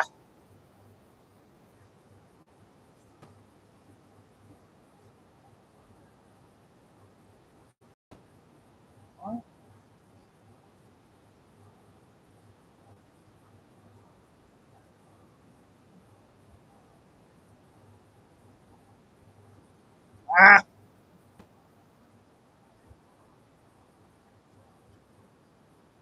Quake struck in nearly the same area, measuring a magnitude of 7.5. Widespread destruction has been reported throughout La Guaira, the coastal metropolitan area that was closest to the epicenter of the quakes. Many structures within Caracas also experienced heavy damage or were destroyed outright by the earthquakes, and major rescue and recovery operations are underway. Analysts comment, "This disaster is already one of the worst ever recorded in South America, and so far the casualty count is expected to be in the thousands. Right now, the latest figures estimate roughly 11,000 missing, with thousands of people currently entrapped within buildings. Due to the complete devastation throughout much of the region, the true scale of yesterday's earthquakes may take some time to become known, though the videos that have emerged so far indicate devastation on an unfathomable scale." In Japan, overnight, another earthquake was reported off the coast of the northern province of Iwate. An earthquake with an estimated magnitude of 7.2 struck just offshore. However, not much damage was reported due to the remote nature of the epicenter. Analyst comments for this wire. In the Middle East, the situation has become complicated on multiple fronts. Firstly, the peace talks continue, which at this point is good news. All on its rhetoric has been flying all around. None of this rhetoric is trustworthy at the moment, but progress appears to be made towards solidifying a final deal. Another point of confusion or contention over the past 24 hours has been the complicated management of the Strait of Hormuz. Oil is flowing to some degree, and though the number of tankers transiting crude out of the Gulf is nowhere near historic norms, progress is progress. This progress was briefly derailed this morning after Iranian forces conducted a drone strike on one vessel, which was attempting to take the southern route through Omani waters. Ships have been disregarding Iranian demands to take the northern route for a few days, and this morning Iranian patience apparently ran out and one vessel was hit. How the U.S. responds to this will be notable, but right now the complicating factors are the discrepancies of which routes are being used by ships. More broadly, global oil futures have fallen sharply since the announcement of the MOU being signed, and gas prices are subsequently falling. However, gas prices still remain at around $4 per gallon nationwide because there is still a large discrepancy between the futures prices and the actual delivery price of crude that is being pumped off of tankers into the United States right now. As a result, it is important to understand how long this recovery process will take. For instance, yesterday the West Kurna 2 petroleum facility in Iraq, one of the largest oil fields in the world, had to shut down production because their storage tanks are full and there are no tankers available to load onto for export. This is simply due to timing. Nothing moves fast when it comes to moving tankers around the world. This is why the world may breathe a sigh of relief that the war appears to be over at this point, but we're not out of the woods just yet. The next major questions will be whether or not the complex balance of oil production and maritime shipping can stabilize before more serious impacts arrive. And now that the Iranians have continued to demonstrate that they are willing to enforce their control of the strait with explosives, this crisis is certainly not over. This concludes the wire for 2300 Zulu, June 25th, 2026.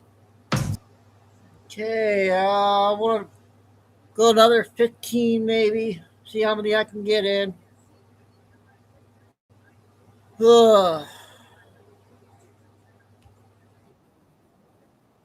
Okay, this is actually 10 minutes, you guys.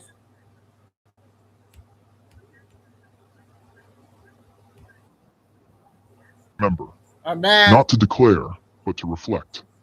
Not to divide itself into factions, but to recognize the fragile thread that has always held it together. 250 years ago, an idea was born into a world that did not expect it to survive. It was not perfect, it was not unified, and it was not without contradiction, but it was bold enough to challenge the notion that power belonged only to the few. It placed something radical at the center of its existence, the belief that a nation could belong to its people. Not a king, not a ruler, not a single voice elevated above the rest, but people. Complicated, flawed, diverse, often disagreeing, yet bound by a shared understanding that their differences did not disqualify them from belonging. That was the promise, not unity through sameness, but unity through coexistence. And yet, even in its first breath, that promise was incomplete. Because in 1776, while freedom was declared, it was not yet delivered to all. The words were powerful, but the reality was limited. Entire groups of people stood outside the promise even as it was being written. And still, the idea endured, not because it was finished, but because it was unfinished. Because it left room for those who were excluded to step forward and demand to be seen within it. That is the part of history we often forget. Not that the nation was born perfect, but that it was born unfinished, and unfinished things demand continuation. So the story did not end with independence. It fractured. It was tested in ways that nearly destroyed it. A nation that claimed unity found itself divided against itself in the Civil War, where the question was no longer just who governs, but who counts. Brother against brother, state against state. The illusion of unity shattered under the weight of a truth that could no longer be ignored.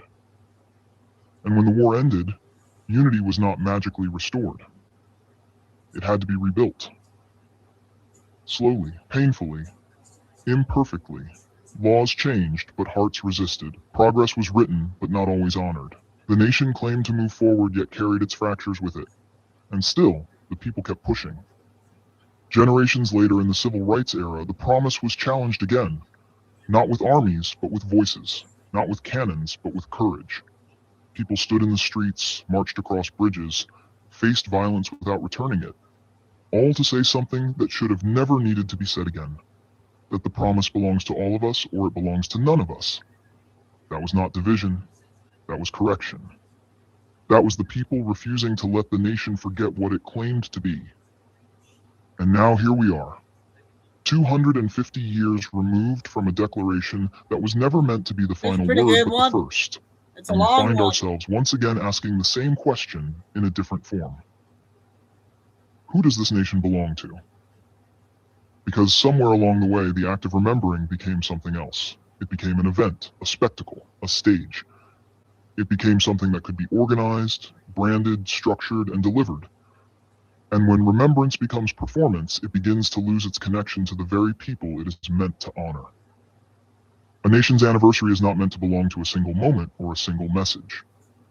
It is not meant to be shaped by one perspective or defined by one interpretation. It is meant to be shared. It is meant to be uncomfortable at times, because history itself is uncomfortable. It is meant to include voices that do not agree, stories that do not align, and truths that do not fit neatly into a narrative. But when a celebration begins to feel selective, when it begins to center itself around a singular presence, when it begins to resemble something closer to a rally than a remembrance, then the question must be asked, who is this really for? Because unity, real unity, does not emerge from a crowd that already agrees. It does not rise from a gathering where everyone shares the same view, the same allegiance, the same perspective. That is not unity. That is alignment. I'll try to make this the last one, you guys. That is the natural result of people choosing to stand among those who reflect themselves. Unity is something far more difficult. It is something that cannot be staged, cannot be scripted, and cannot be declared into existence. I think the 3 to 6 It is built in the space between disagreement. A better time. It is formed in the willingness to recognize that the person standing across from you, the one who sees the world differently, who votes differently, who believes differently, is not your enemy, but your counterpart in a shared experiment that has never promised perfection, only participation. A nation does not prove its unity when it is easy. It proves it when it is strained, when it is tested, when it is forced to reconcile its ideals with its reality. And that is where the true weight of this moment lies, not in how loudly we celebrate, but in how honestly we reflect. 250 years is not just a milestone. It is a mirror. In that reflection, we see 1776 not as a conclusion, but as a beginning. We see a civil war, not as a failure of the idea, but as a confrontation with its contradictions. We see a civil rights movement not as disruption, but as a demand that the promise be honored. And now we see ourselves. And the question remains unchanged. Will we continue the work or will we perform it? Because the answer cannot come from a stage. It cannot come from a speech. It cannot come from a single voice attempting to define the meaning of a nation for everyone else.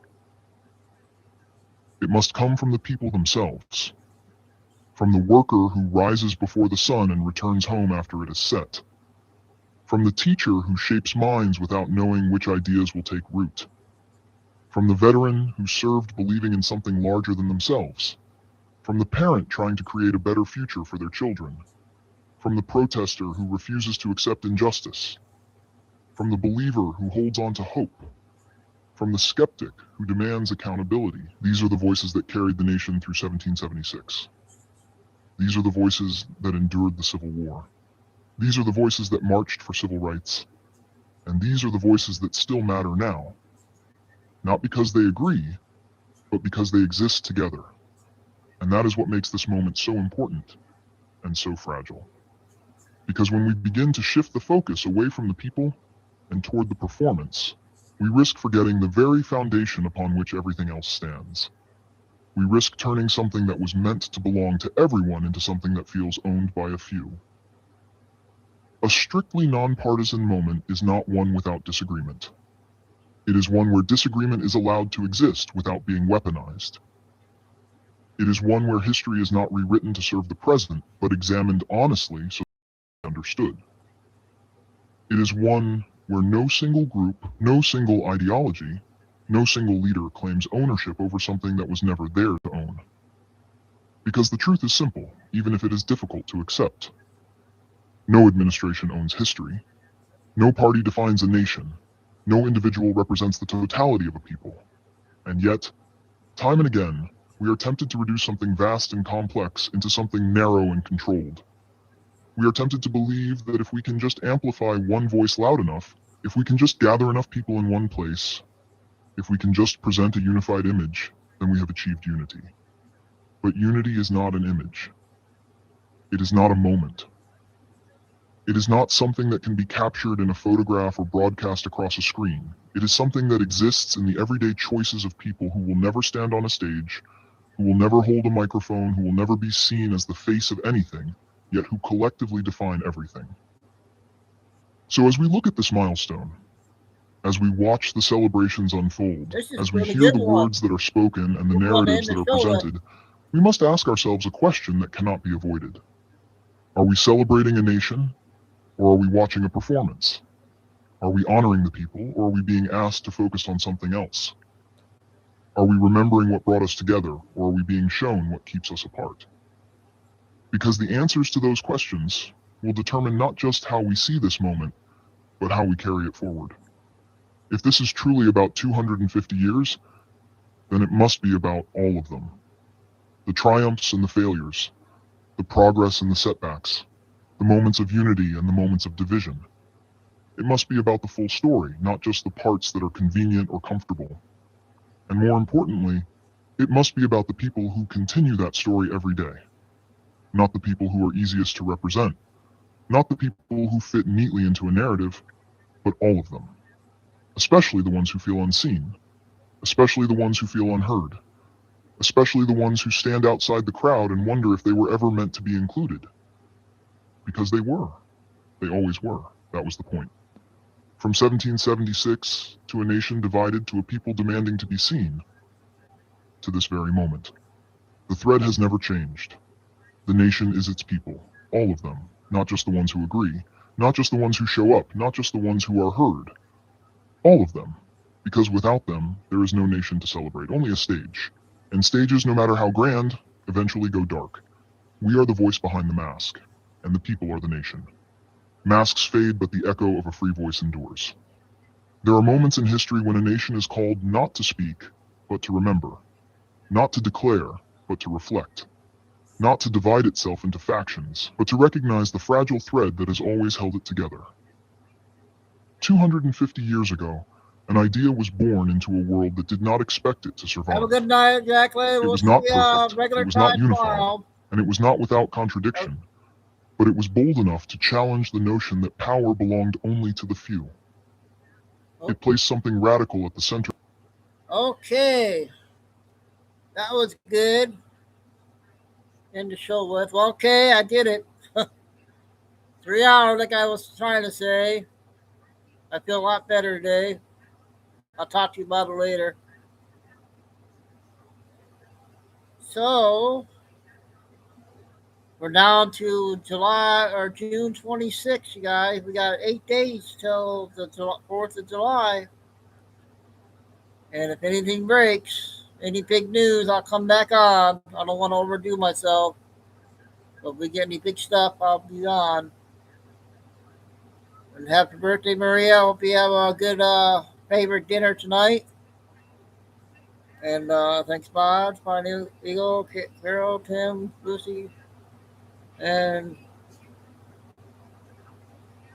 Carol, Lucy, Tim, Spiny Eagle. I think that's okay. Okay. All right. God bless everybody. Love all. Remember, please hit the like. And stay safe, stay strong, and keep the faith, and never give up till the end of the movies. And yeah, regular time. I'm gonna try to keep it at time now, so I won't get burnt out.